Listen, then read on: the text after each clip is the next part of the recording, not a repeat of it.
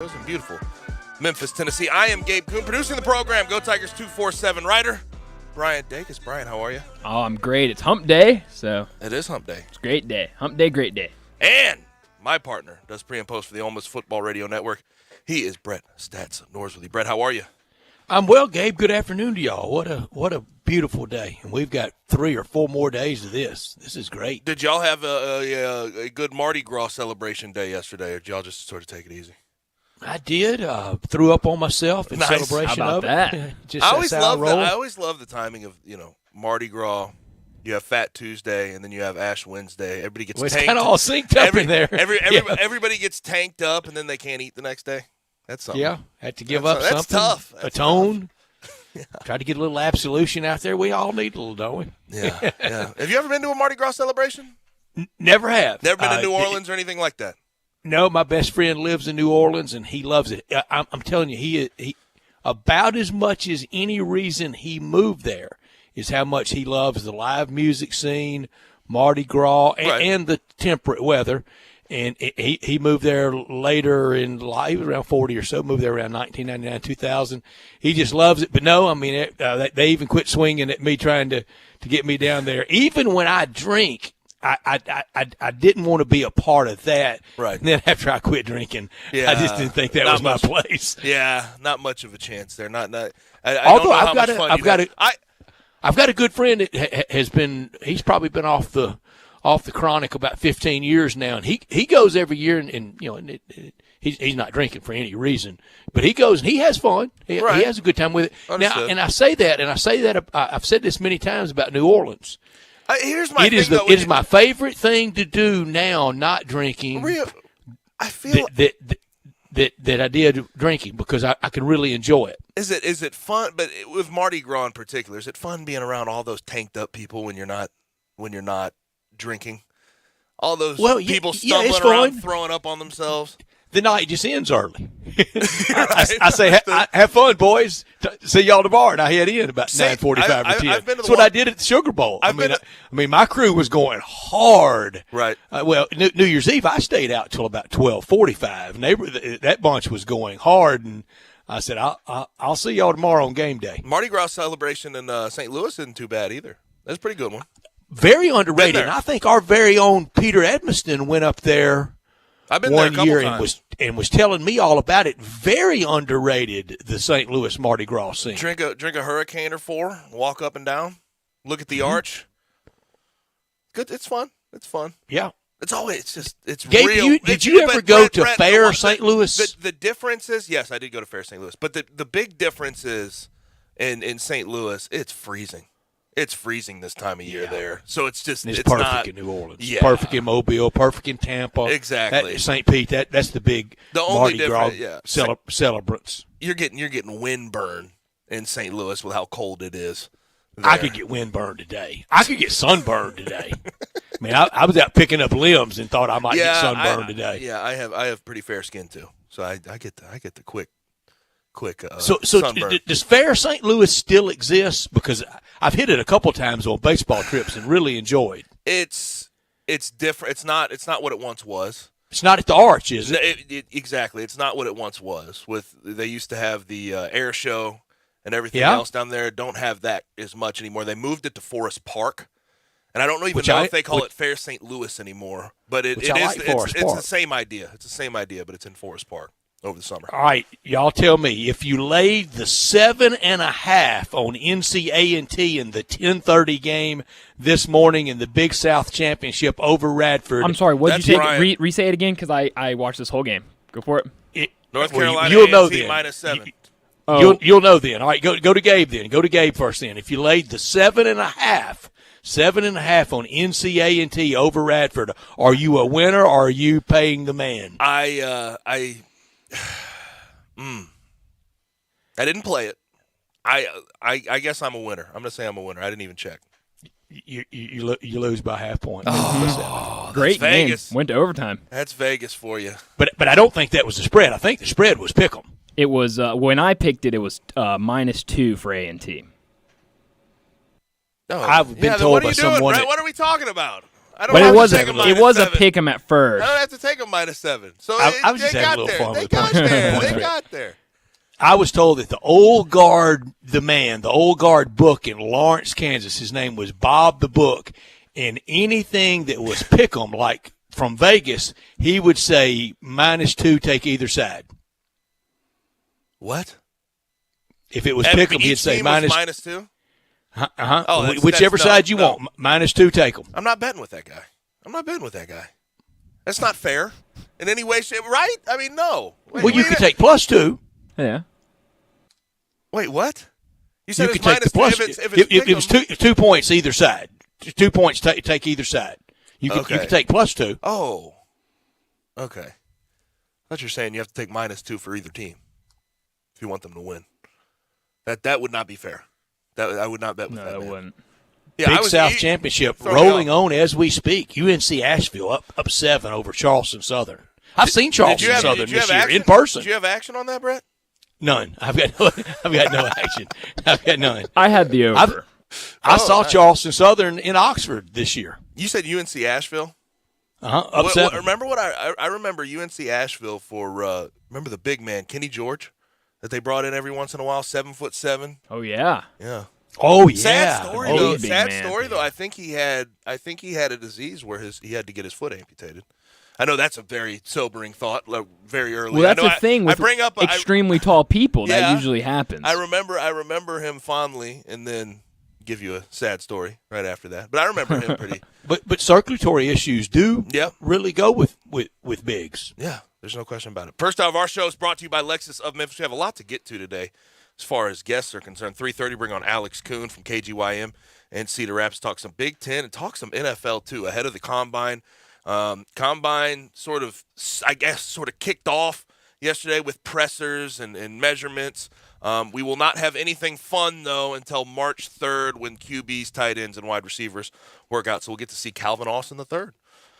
Lots of pressers. Yeah. Everybody speaks. Everybody. GMs, coaches, assistant coaches, everybody who's there goes up to the podium at some point. 4 o'clock, bring on Blake Lovell from Blue Ribbon Magazine. Talk about the SEC and college basketball as a whole. 5 o'clock, bring on Kevin Sweeney from College Basketball Central, as we normally do at 5 o'clock on a Wednesday. And he's also from Sports Illustrated. Got to talk about the bubble. Got to talk about what his bracketology sort of looks like at this moment. We get out at 5:45 at Taco Bell Crunch Time. AutoZone listener line, you know it, 901-360-8255. You can also watch us live and message us on Twitter, YouTube, Facebook, Twitch, and at sports56whbq.com. So, Brett, I sent you a text today. And it's amazing to me to see after Mel Kiper Jr. releases his first-round mock draft, some of the notes. The man, Mel Kiper. Some of the notes he puts at the bottom of it. And the one in particular that really took me aback, that surprised the heck out of me, Mel Kiper Jr. says to keep an eye on Calvin Austin III being drafted in round 1. He said it wasn't off the wall for the Tennessee Titans, to go get him at 26 and look in his direction. Brett, I think it's off the wall. I think that would be a reach in a lot of ways. I love Calvin Austin III. I know he's going to do fantastic at the Combine. He's going to run really fast. I don't think the Titans really draft guys from the University of Memphis, although I don't think that they're against it. And also, I wonder a guy 5'7", 173 pounds, if that's a guy you take at the end of the first round. I have said the whole time, Brett, I think he could get up to day 2. Said that about a month ago. I think with his rising Senior Bowl, with what he was going to do at the Senior Bowl, with what he's going to do at the Combine and running a 4.3, maybe sub 4.3, I think he'll rise. But round 1, day 1 seems like a stretch to me. It's going to be fun to follow and fun to watch. I hope they take that gamble, because then you'll have A.J. Brown and Julio Jones is back and Calvin Austin with the Titans. I'm scared of who they've got throwing it to him. I think he showed last year that's about as far as he gets you, but that's who they got to go with for the time being. But Big 22 keeps everybody honest if he can stay in there healthy. And here's the thing with Calvin is I think a lot of people assumed that he wasn't necessarily the best route runner, because he was a track guy when he got to Memphis. Focused on it. His freshman and sophomore year finally sort of broke out of that and found his footing on a football field, junior, senior year, and especially his senior year. He was unbelievable till he got injured, and then he had to slow down a little bit. But I think the question was, can he run routes well enough? I think in the Senior Bowl, Brett, everything I saw from him at the Senior Bowl, his routes are crisper, and he was running more of them. He's clearly been working on them in his lead up to the draft. And I don't think he's moving up in Mel Kiper's mock with anybody behind the scenes saying he's not a good route runner. Right. They're not eliminating him. They're not vetoing him. Mm-hmm. If he ends up getting Mel around is one, plugged in. If he gets, and here's the thing, when it comes to running a 4.3, Brett, we know how much these guys rise up. You hit a 4.3, sure. If you hit a sub 4.3, you're People fall in love. You're probably at the least a day 2 guy, just because of being that fast and the upside with being that fast. But I would be incredibly surprised if he does end up at the end of round 1. I mean, incredible. Wonder what 40 Adam Thielen ran. Not very fast. He's from one of those Minnesota schools too, isn't he? Minnesota State. He's Minnesota State. Okay. They have Minnesota Mankato. They have some decent football schools, lower levels in Minnesota. But yeah, Minnesota State. How about it? And the big Division III schools up there. But yeah, Minnesota State. And that was right in there with Laquan going in the first round. Mm-hmm. Also, I was looking at Dane Brugler. I really like Dane Brugler. Dane Brugler does a really good job at The Athletic with his draft boards. Good NFL draft guy.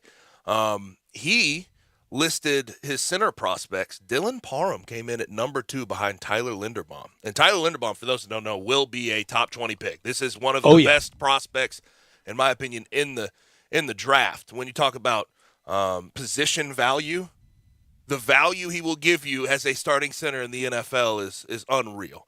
And I know the reputation of his school to produce offensive and I know centers don't usually get a whole bunch of glory. They usually don't get picked in the first round, but Tyler Linderbaum's an exception. But the one right behind him, Dylan Parham. Brett, that's what they look like. Yeah, and draft's gonna be great. The run up, lead up to it will be fun. We're into the second day of the Ja Mania, aren't we? We have officially. I would say often, when are we going to hit Ja Mania here? Well, we have. And it's hit everywhere else, too. It continued today. And the Colin Cowherd comments are making its rounds, and Ja's response back. What's his last name? How do you pronounce it? Well, I like that. Did you see what NBA Communications put out today? Mm-hmm. Ja's 52-point performance drives record engagement on their social media platforms. The NBA social media platforms. And NBA Communication put out there was 42.1 million Instagram video views on the buzzer beater alley-oop to close out the first half. They said that's the most viewed NBA Instagram video ever. They say Ja Morant content generated more than 80 million views across NBA social assets. And they say he has driven 385 million views on NBA social this season, the third most views of any player. And you know what I'd say to that? Instead of posting him on social media, make sure his games are on national TV. that should be where we're looking at now. And it will be tomorrow. And granted, it will be tomorrow. They flex it into the TNT slot. Yeah, looking forward to that tomorrow night on TNT, and then Saturday night back home at FedEx Forum. And I hadn't talked to anybody about it, but I would imagine the ticket office has been very, very busy. This hour of our show brought to you every day by Lexus of Memphis, the one and only Lexus dealership in town. 2600 Ridgeway and online at lexusofmemphis.com. Give them a call for any service question, any appointment, anything like that you need to make, or any inquiry, 901-362-8833.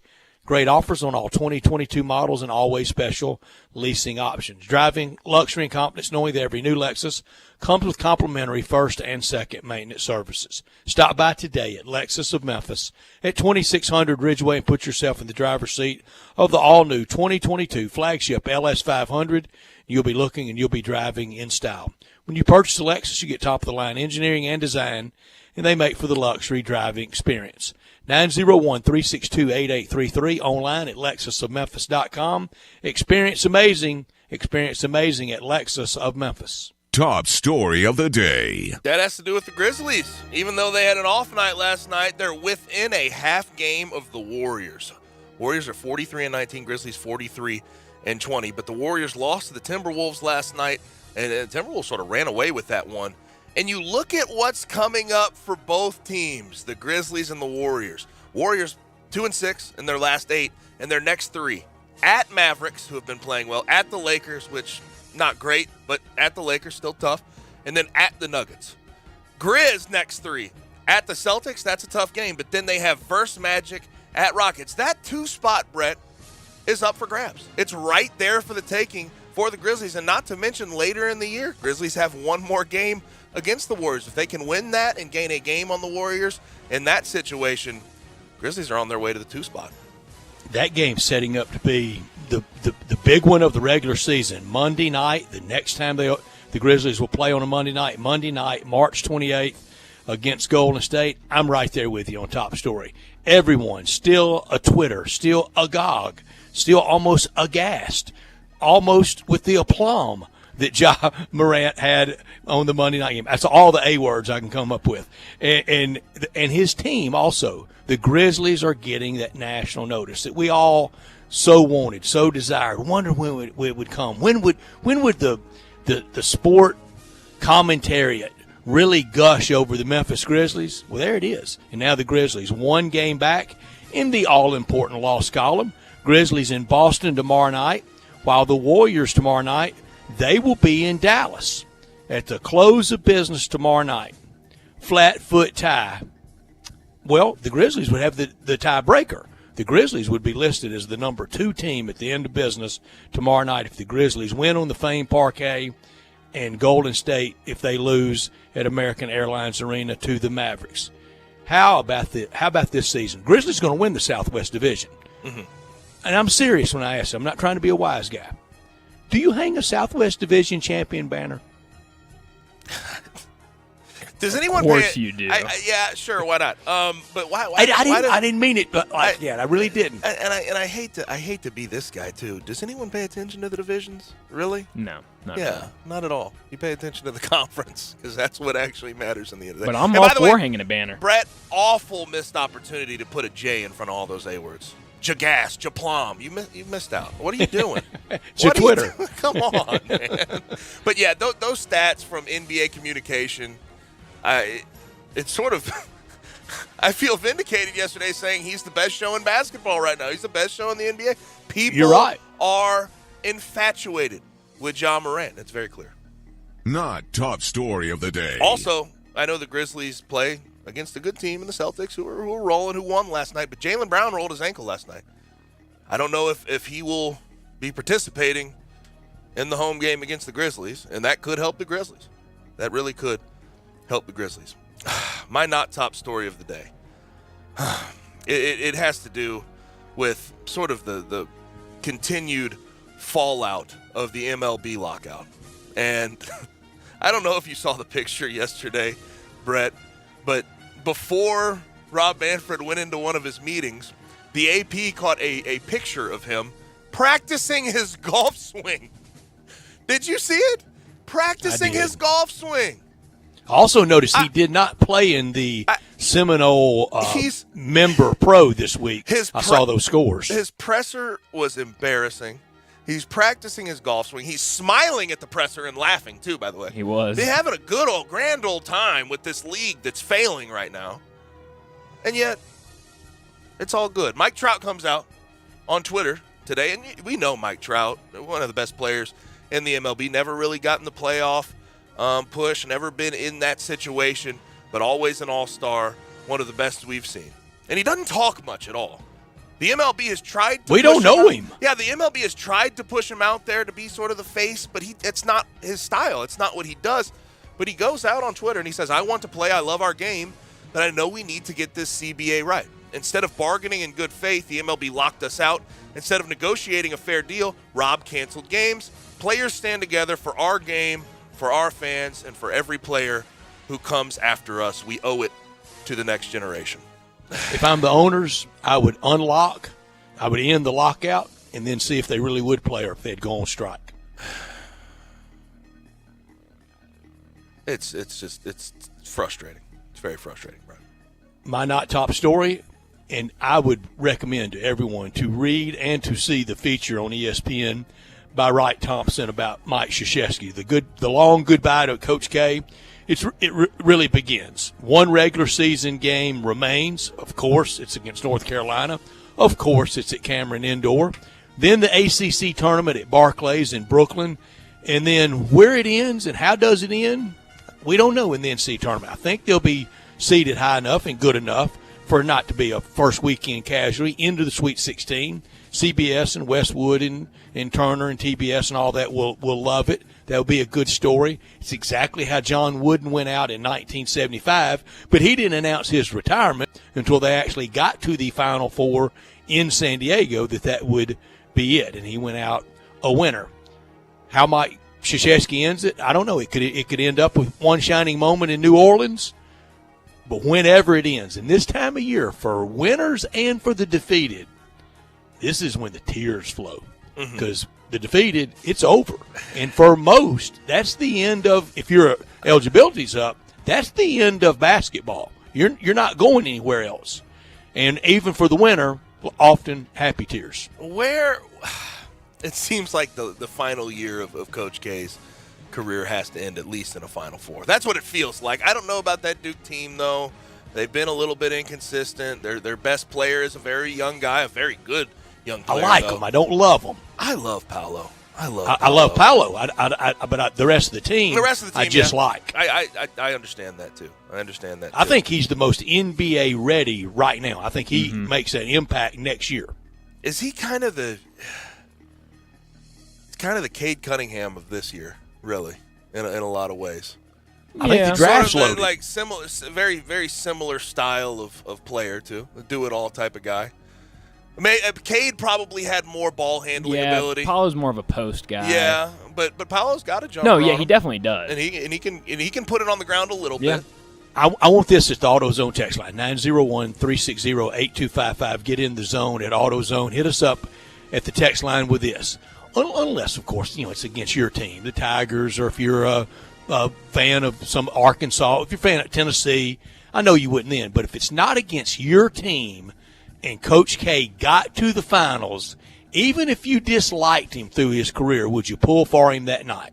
Would you pull for Coach K in the finals for it to end happily ever after, Brett, not? I feel like there's still a lot of Duke hate out there. But seriously, 901-360-8255, I'm curious about that. I feel like the Duke hate's still there. It's still ingrained in a lot of us. You can't transfer it next year to John Shire and let it end happily ever after for Mike Krzyzewski? I don't know. We'll see. That'll do it for top and not top story of the day. Also, did you see Georgetown and their AD, what he had to say today, Lee Reed, on Patrick Ewing? They're going to stay with Patrick Ewing. I'm not surprised at all. I feel like they kind of have to after that extension last year.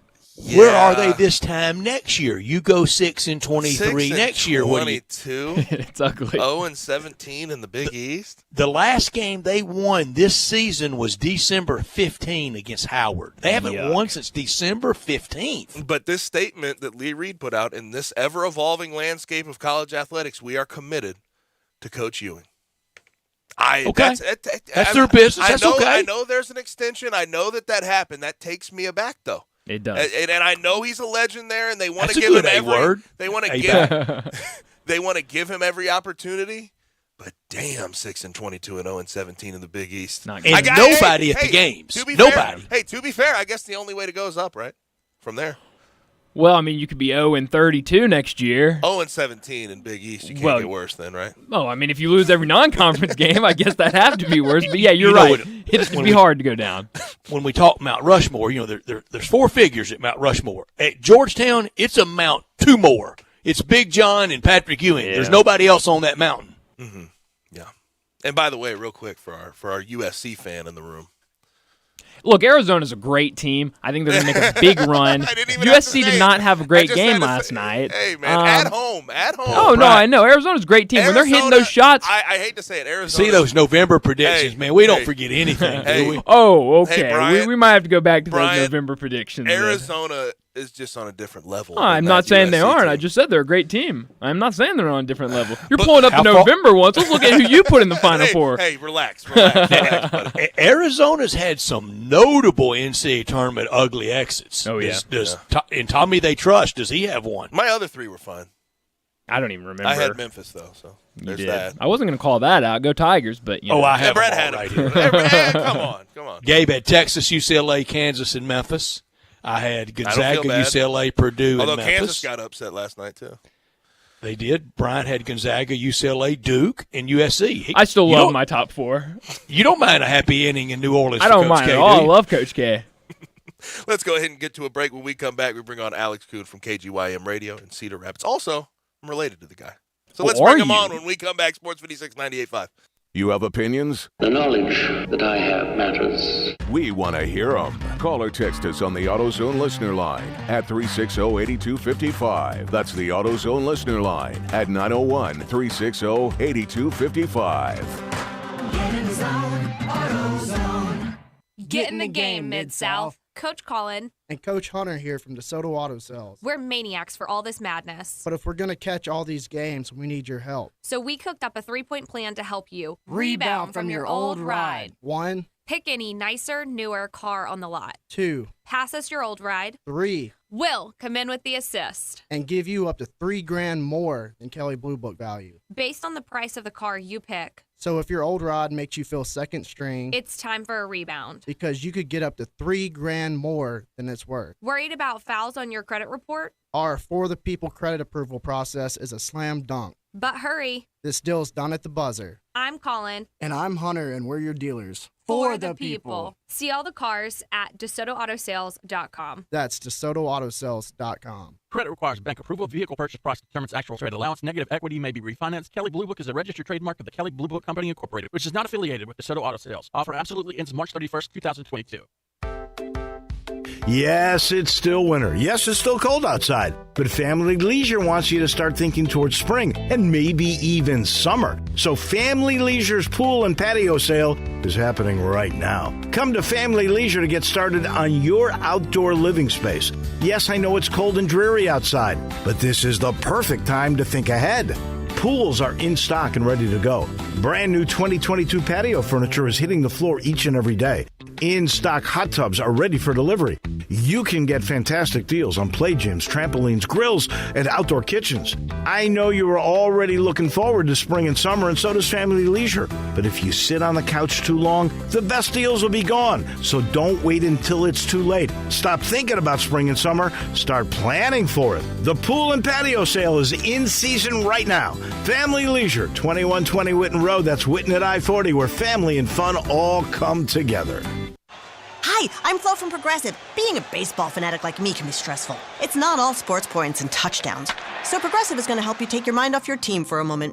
Instead of thinking about how they missed that goal point score, think about the Name Your Price tool from Progressive, letting you choose coverage options based on your budget, unlike your team that missed the end zone net area. Well, anyway, hope this distraction about Progressive's Name Your Price tool was helpful. It sure kept me from thinking about all those penalty balls. Yay, sports! Progressive Casualty Insurance Company and affiliates. Price and coverage match limited by state law. The global shortage on chicken is finally over, but there are still places that will tell you that it is hard to find, except for our good friends at Poultry Power. Poultry Power is currently delivering chicken in bulk to your home or business at prices lower than your local grocer or food distributor. Having a cookout or catering event? Tired of being told no by other food companies when you need chicken for your restaurant? Poultry Power can save the day. Visit www.poultrypower.org to place your order now. And remember, when others tell you no, Poultry Power has the power to tell you yes. Now, back to Sports Time on Sports 56. This hour is brought to you by Lexus of Memphis. Here once again are Brett Norsworthy and Gabe Kuhn. I've been moving calm, don't start no trouble with me. Trying to keep it peaceful is a struggle for me. Don't pull up at 6 a.m. to cuddle with me. You know how I like it when you loving on me. I don't want to die. Back rolling on Sports Time. AutoZone listener line 901-360-8255. Getting this on AutoZone if you want to message the show. Message us there. Questions, comments, concerns about anything we talk about. Also, you can message us on our social media platforms. Sports 56 WHBQ on Twitter, Facebook, YouTube, and Twitch. We go ahead and bring on my brother from KGYM Radio in Cedar Rapids, Alex Kuhn, at Alex Kuhn 523. Alex, what's happening? Not a whole lot, guys. What's up? Nothing much. Good afternoon, Alex. We're just hanging. Where do we want to start? We got the combine going on. We got some Big Ten basketball. Wisconsin sort of wraps it up last night. I guess we'll start there. Wisconsin. Do you think what do you think about them as a whole? They wrapped up the Big Ten last night, but I'm not sure what they'll look like come tournament time. Yeah, I don't know. It's sort of like the Big Ten as a whole. We've been talking about that all year long, and I think that once we get to Selection Sunday and we see the matchups, there are going to be a lot of Big Ten teams that people are picking to get bounced early in the tournament. Mm-hmm. Will Wisconsin be one of them? Well, it depends on their draw, but they have one of the better players in the country in Johnny Davis, and when you have that type of player, it can carry you from a kind of pick to be in the middle of the pack in the Big Ten prior to the season to winning the Big Ten outright with a down Michigan team this year and a down Michigan State team and a Purdue team that just never has been as consistent as people would have hoped. So you got to give credit to Greg Gard on a tremendous season. Mm-hmm. But I think Wisconsin's a Sweet 16 team, but beyond that, I'm not sure. Isn't that kind of the description, though, not just the Big Ten, of a lot of teams? You have to, if it goes right, if matchups, if shots are falling, Alabama's one of those. Alabama, number 21 in the net. Does anybody really think they're the 21st best team in the country? I don't. Loyola, 31 at the net. Do we think they're the 31st best team in the country? There are a lot of teams that kind of have that MO, Alex. Yeah, pretty much every team. I feel like I'll bring up, I've really been trying to buckle down on who are the contenders this year, this last, we'll call it month or so, since the football season ended. And I'll bring up the team to Gabe in our conversations, and he'll be like, oh, no, I don't like this team. Like Auburn. It's tough. I mean, I really can't bet against Auburn at this point because they have one of the best players in the country in Jabari Smith. But he points out the guards are good, but they have the ability to shoot them right out of a game if they're not hitting shots. So I think that Baylor is another one of those teams that is very talented, but will they step up come tournament time like they did last year without a guy like Davion Mitchell in the lineup? It's going to be difficult, but are we going to start the Duke Team of Destiny, Coach K final year? It's happening. We just tried that in the last segment. Yeah. We went there already today.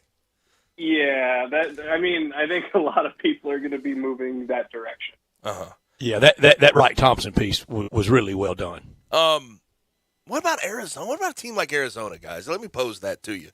Last night they hammered USC on the road. They lead the country in assists. They have good guard play. They have good play all around. They have good bigs, have good guards. I like that team, but is the Pac-12 one of those conferences that you trust where you see them go 26-3 during the regular season? Do you trust that that's going to hold strong come tournament time with a conference like the Pac-12? I mean, it could. Did last year. The Pac-12 was the surprise of the tournament. Yep. And UCLA got in the Final Four, but I do have questions. I've seen them play a couple of times, and you're right, they do have a lot of talent. But that lapse that they had against Colorado on the road sort of concerned me the other night. But yeah, I mean, as much as anybody right now, they have a shot to win the national title. But they're just last year, Gonzaga and Baylor. That was it. Right. Throughout the whole season, we thought those were the two best teams in the country, and there was a little bit of a gap between the number 2 and number 3. We were right. This year, I don't feel that way at all. And Alex, I swear I wanted it to be different this year. I really did with Matt Painter and Purdue, but they have proved us right every single step of the way, it feels like. Can't trust them. Yeah, I don't. Yeah, I don't. I don't trust them. You don't typically trust a Purdue team going into an NCAA tournament. North Texas and Arkansas, Little Rock, and I can go down the line of proven that you be careful about buying stock in the Purdue Boilermakers because they're always playing very well at the end of the Big Ten schedule, only for that first-round game to really trip them up, save for a year when Carson Edwards nearly lifted them to the national title. So do they have that ability? Sure.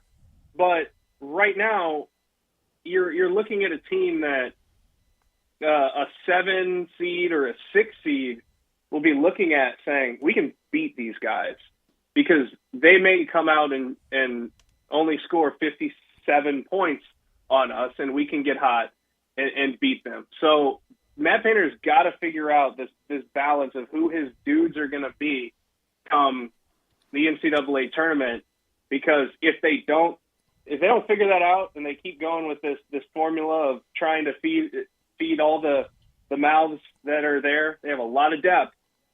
They're going to get bounced at some point prior to the Final Four. Alex, that's a great take on a lot of teams. Teams can be preparing for them, and the coach can go in there and kind of give the Hoosier speech. You know, the goal's the same here, the dimensions of the court's the same.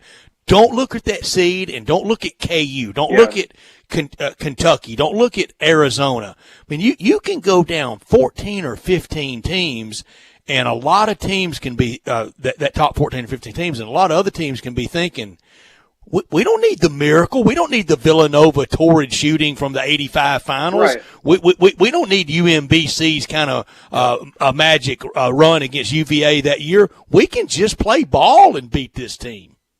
And that's why I think that when you run into a team from a non-Power 5 or from a mid-major that has been there before, that is talented, and that is just incredibly underseeded, that's when the danger happens. Like, I would hate to be a number one seed that has to run into Murray State in the second round. I would hate to be a 7 seed that has to play a 10-seeded Davidson in the first round. The best team in the Atlantic 10, 24-4, 14-2 in conference, maybe a 10 seed. Those teams are not 8 seeds or 10 seeds. Those teams are somewhere between 5 and 7 seeds that got put in a bad spot because they don't play in a big-time conference. So, yeah, I think you're right, Brett, that a lot of these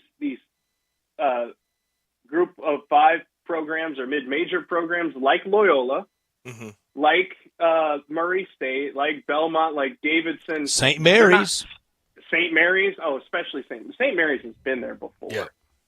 They are not scared at all of the stage. So those are the most dangerous teams in the NCAA tournament. I think back in 2009 when UNI, Ben Jacobson's Northern Iowa Panthers beat Kansas in the second round.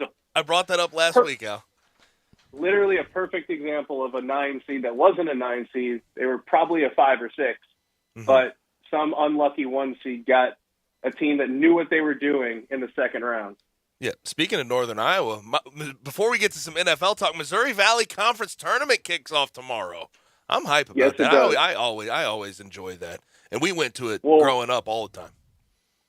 Well, Memphis fans, get your Loyola Ramblers hats out and cheer on the Ramblers, because that is a one-bid league if Loyola wins it. If Loyola doesn't win it, could be two. UNI or Drake or Missouri State win that tournament, then we could be looking at a situation just like last year where it's a 2-bid league and Loyola is heading to Dayton for the first 4. So I know that teams on the bubble are focusing on the end of their regular season, but that could be the first bid stealer if the Ramblers don't win in St. Louis. So Memphis fans, be cheering for Sister Jean and the Ramblers. Would y'all remember not, because the only time I ever went to Arch Madness was in 2010. Were y'all there at every game that year as little guys? They're Saturdays. We're usually there on the Saturdays. Yeah, semifinal Saturday, but we went every year. There's no question. Yeah, we were there. Guarantee it. Yeah, that is fun energy in that building. Real quick, we're going to get to the combine. If you guys could go to one of these postseason tournaments, kind of bucket list, which one would you go to? Have y'all ever been to Big Ten? Have you ever covered Big Ten, Alex? I have not been to the Big Ten. I would really want to do that. It's always been during our show, and Iowa has not gotten into the semifinals, so they haven't played into the weekend since I've been in Iowa in the Fran McCaffrey era. So they'll be trying to do that one. It's tough because a lot of these conference tournaments are now, with conference expansion, moving all over the place. Mm-hmm. Like Brett, I know you'll appreciate this. I've been to an SEC conference tournament in St. Louis. In St. Louis, okay, very good. Yeah. So it's kind of tough, but I do enjoy when the Big Ten tournament is in Indianapolis.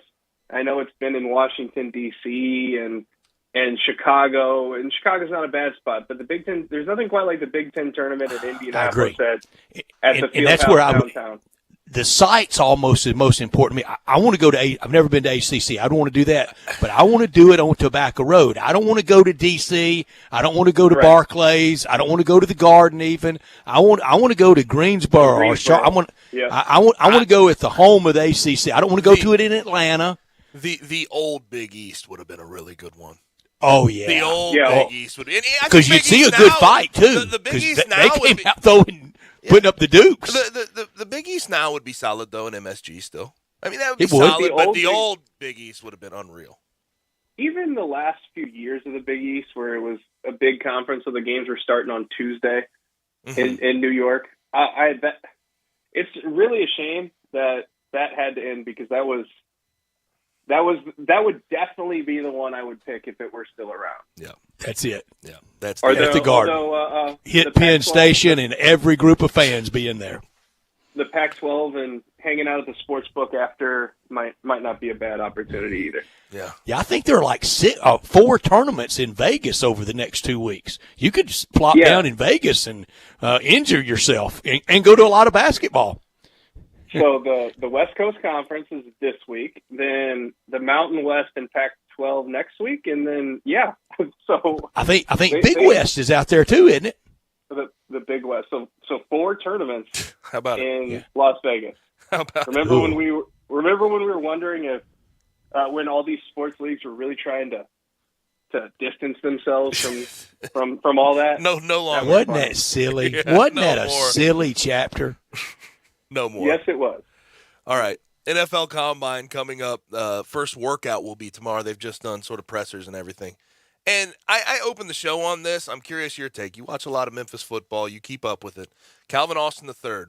I have said in the past I thought he would be a meteoric riser because of his speed, because of what he'll be able to do in the Senior Bowl, things like that.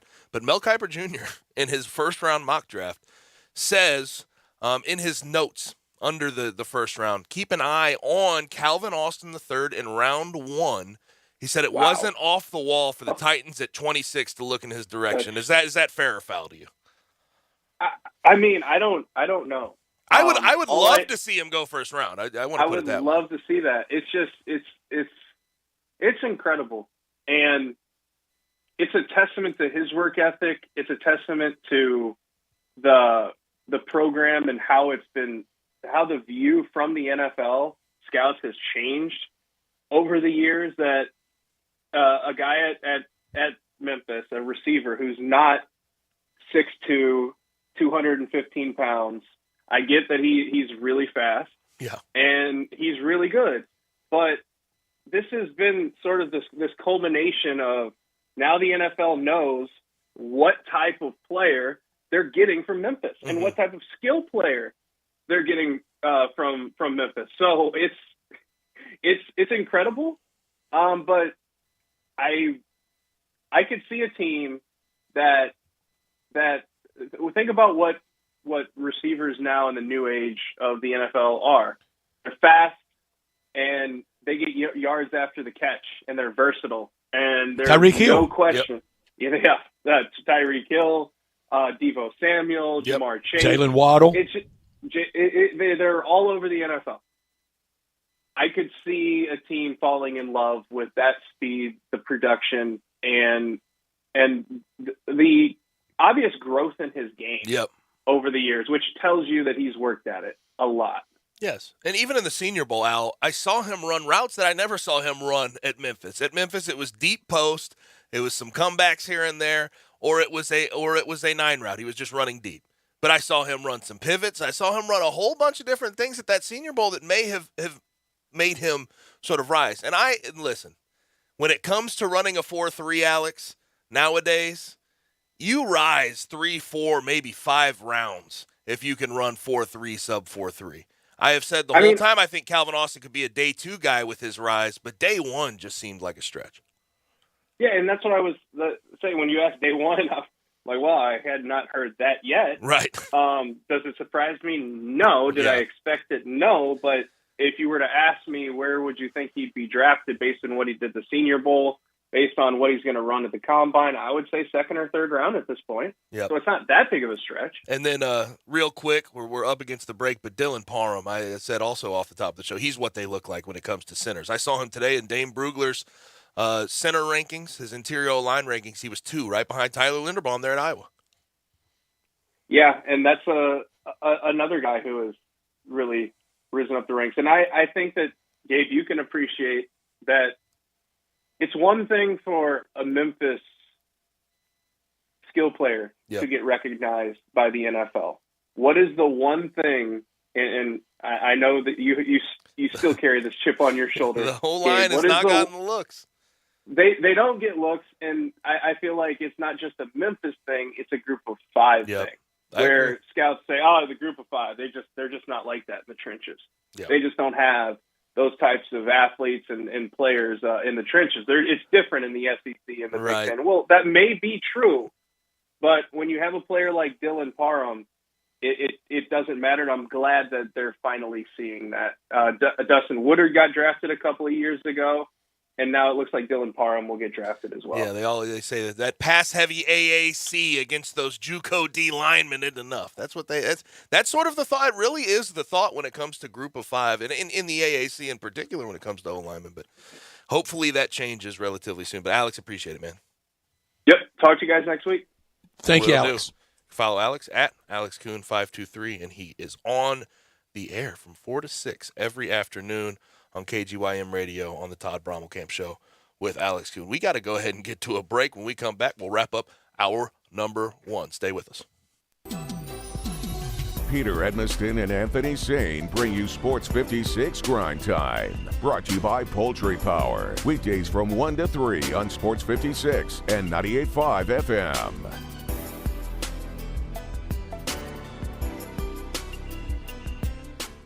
Everyone needs protection, whether you're on the field or on the road, so make sure you have the best. Bob Simpson State Farm Insurance can buckle you up with auto insurance, can back you up with life and health insurance, cover your business whether it's starting, growing, or maturing, and don't forget to insure your home, no matter if you're an owner or a renter. Like a good neighbor, State Farm is there. Call Bob Simpson today at 901-381-1233 or go online and get a free quote at bobsimpson.org. Stay protected with your good neighbor, Bob Simpson. Looking for some action? Sports gambling is legal in Tennessee. Action247.com. Local, legal. A sportsbook by Tennesseans, for Tennesseans. Go to Action247.com. Register and place your bets. Are you a sharp or a first-time bettor? Action 24/7 has you covered. Visit us online at Action247.com. Local, legal. Action 24/7. You got action. Problem gambling? Call 1-800-889-9789. Golfers, tee it up at Edwin Watts Golf Shops March 3rd through the 6th and schedule your custom fitting on the new arrivals from Callaway. Featuring the new Rogue ST drivers with tungsten speed cartridge, jailbreak speed frame, and AI flash face engineered for max speed and forgiveness. 4 drivers to fit every golfer's needs. Think speed? Go Rogue. Go to worldwidegolfshops.com and schedule your free custom fitting today. Edwin Watts Golf Shops, home of the 90-day satisfaction guarantee. Did you know nearly 40% of men under 40 and over 75% of men over the age of 40 experience sexual performance concerns? At the Memphis Men's Clinic, their experienced physician performs a comprehensive evaluation that determines which specific issues may interfere with your sexual performance. These issues can vary and range from anxiety to medical issues, low testosterone, or erectile dysfunction. The Memphis Men's Clinic has evaluated hundreds of men of all ages over the years and reestablished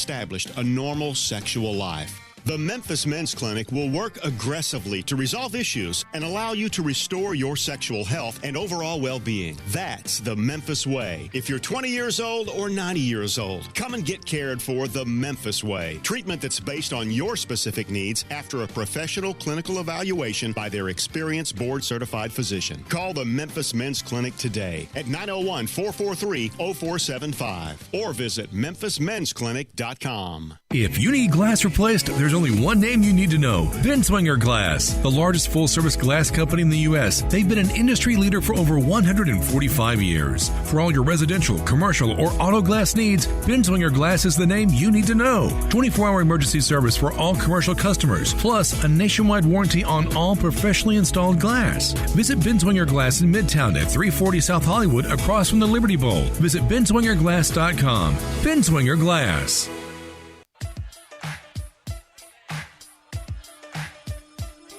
Now, back to Sports Time on Sports 56. This hour is brought to you by Lexus of Memphis. Here once again are Brett Norsworthy and Gabe Kuhn.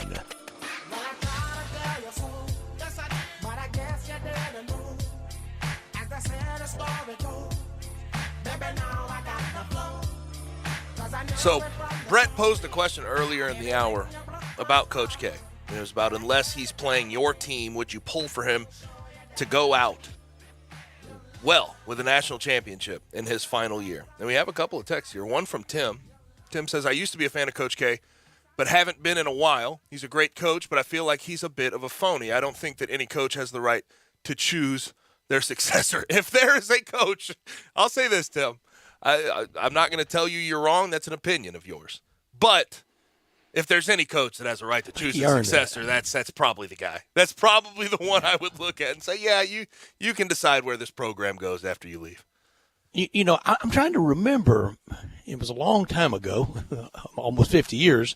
I don't know if Wooden had the single kind of the one bullet theory on hiring his successor.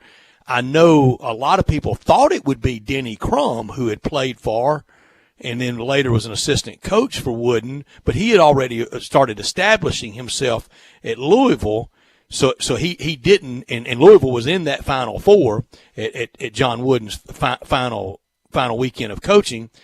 I'm pretty sure Adolph Rupp did pretty much call the shot on Joe Hall. But it's rare that you get that. And again, you're right. Is this year, if anybody has it, Coach K's earned it. Is this year 47 for him? 48?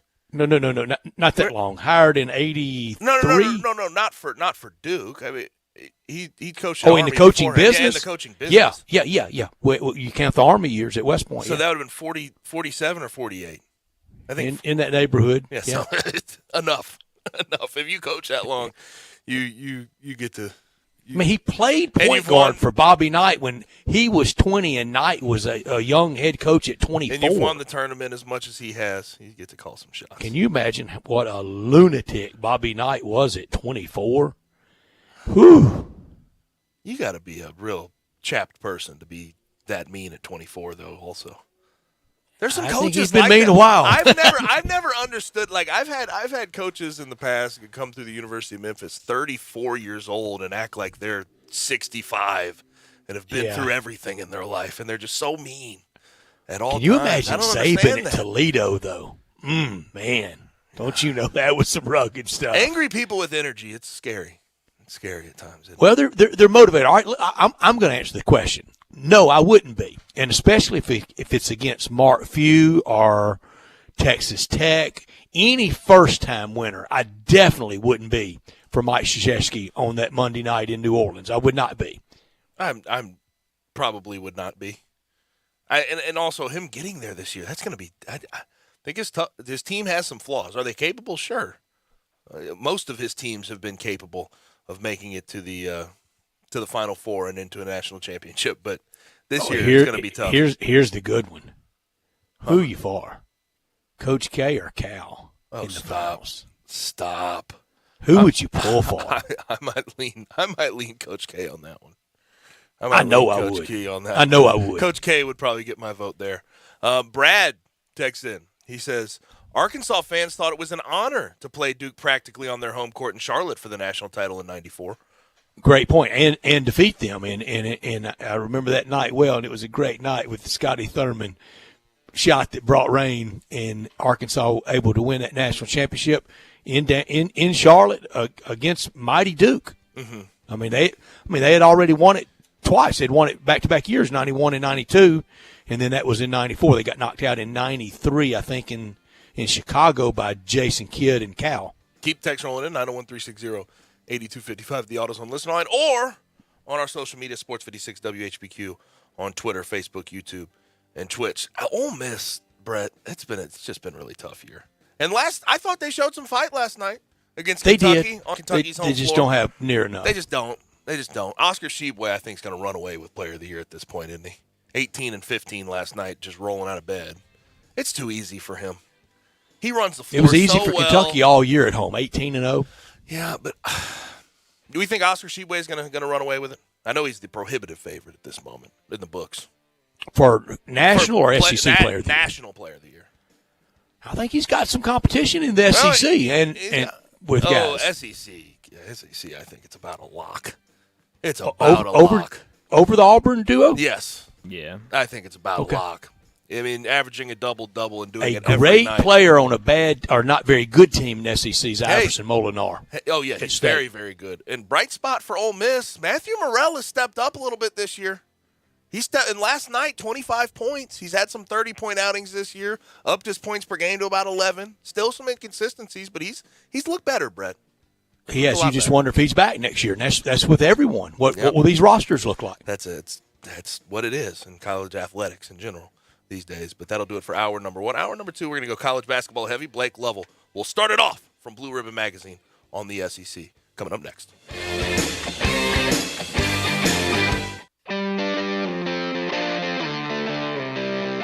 Hi, I'm Tony Harris, former East High School and University of Tennessee All-American basketball player. As a former player, I assisted a lot of teammates into scoring points on the basketball floor. Now, as an experienced insurance broker, I assist communities and families with retirement, investments, college savings plans, 401k rollovers, and life insurance with living benefits. This past year, in 2021, my company, HOM Financial Services, put $10 million back into the communities of Memphis with our services. We have a team of licensed experienced brokers ready to assist you and your needs.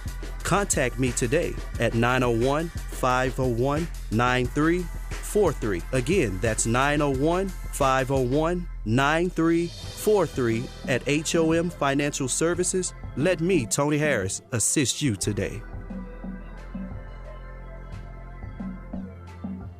Whether it's football, basketball, baseball, golf, or real estate, having the winning coach makes all the difference in your success. This is Sheldon Rosengarten with Marks Bensdorf Realtors, and I'm with Coach Terry Tippett, winner of 6 state basketball championships. Coach, what's been the secret to your and your team's successes? Sheldon, there's no one secret. It becomes a pattern of success after coaching for so many years and learning the ins and outs of the game and the players, a lot like the pattern of your success in selling homes. Thanks, Coach. Like you and your program, I developed my highly successful strategic marketing program with the Shellbucks option, and I also tried to use it in my golf game. Sheldon, tried is the optimum word. You better stick to selling homes, as you're always hitting holes in one at that, instead of double bogeys. Thanks a lot. And if anyone is thinking of selling their home, make sure and talk to 2 to 3 coaches. I mean real estate brokers. Let me be one of them. You can reach me at 682-1868 or memphisrelocate.com. That's 682-1868 or memphisrelocate.com and be a winner. I'm with the expert. Yeah, that's right, expert. Kyle Storms here with Big Green Egg. Kyle, what can you cook on a Big Green Egg? Almost anything. You can smoke, bake, roast, sear, and grill.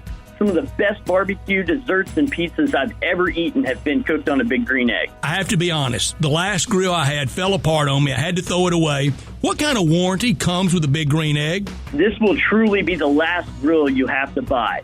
Big Green Egg has had a lifetime warranty on all ceramic parts of the egg since 1995. I talk to customers all the time that have had their eggs for 10, 20, 30-plus years. You can't say that about most grills. How long has the Big Green Egg been around? Big Green Egg was founded in 1974 by naval engineer Ed Fisher and has never changed ownership. Ed found out that no matter what you throw on an egg, it just comes out better. And now more and more people find out every year. The next time you're driving into work or just getting out of the house to grab some breakfast or lunch and you see that fast food drive-through line and you know at the end of that is nothing but disappointment, well, pass right by and head to Sunrise on Jefferson. Don't settle for food that tastes just like the cardboard container it came in. Take yourself and anyone else that happens to be in the car to Sunrise and enjoy fast, fresh food made just for you. Stop settling and start enjoying breakfast and lunch. Enjoy some Sunrise. Simple, smooth, and every sip as easy as the last. Tito's Handmade Vodka tastes just as good with tap water as it does with your favorite mixer. Back in the day, Tito distilled, hand bottled, taste tested, sent to a few friends, then taste tested again to give you the finest juice around. No frills, no flavors, no fancy labels, just the good stuff. Just Tito's. For recipes, videos, and more, visit Tito'sVodka.com. Distilled and bottled in Austin, Texas, 40% alcohol by volume, namely 80 proof, crafted to be savored responsibly. We are Sports 56 WHBQ Memphis and W253DF Memphis, Flynn Broadcasting Stations.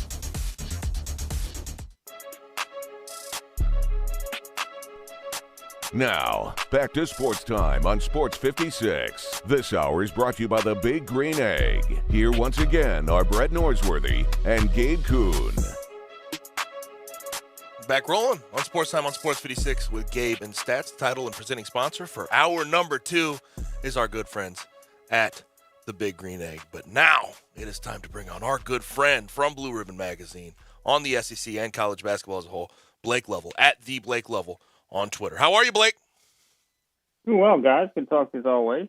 Good to talk to you. Good to talk to you. We were talking about this before we went to the break of the first hour. How locked up do you think Oscar Tshiebwe has SEC Player of the Year? Do you think that's about he's done about all he needs to get that award? Yeah, I'd be shocked if it's anyone else at this point. I mean, again, this guy's been an absolute machine, and that's not a knock, on Kessler or Jabari Smith, but I think he's got the overall body of work that's a bit better than those two.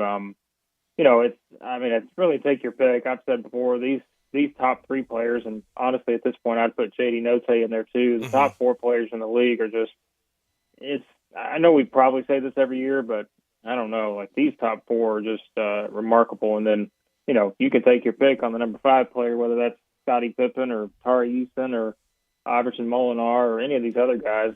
You've got a pretty good group of players there. So you sure do, Blake. And on postseason all conference teams or all American teams, do you go just the best 5, or do you want the breakdown? A couple guards, a 3 and some low post players. Does that matter to you, or would you bomb rush it and just put the 5 best as the all conference team? I would put the 5 best players. That's just my opinion. If they were going out and playing a game, then that'd be different to me. But I think because it's, it's like I don't need a point guard if I'm just picking the 5 best players to put on the list. And so I think that's how I look at it. I mean, I will say, and I know the SEC has started doing this more, and I don't love it, but they don't ask me for my opinion. But putting 8, 9 guys on a all SEC team, to me, a first team, that's a lot. I'm good with sticking with 5, and they don't have to be position oriented, but I'd like to keep it at 5, although that's not going to happen. So I'm with you on that. It could be 5 low post players. It could be 5 7-footers. But come on, you can't ever play 8 on 5. No, I don't remember honestly when they made that switch, but I know in recent years I feel like the number's gotten higher. I don't know if it was 8 or 9 last year, something like that, but I'm all for players getting recognized, and it is a league, as we know. I mean, you've got a lot of really, really good players, but There's got to be a cutoff at some point. So inclusion, guys, come on! I'm all for inclusion.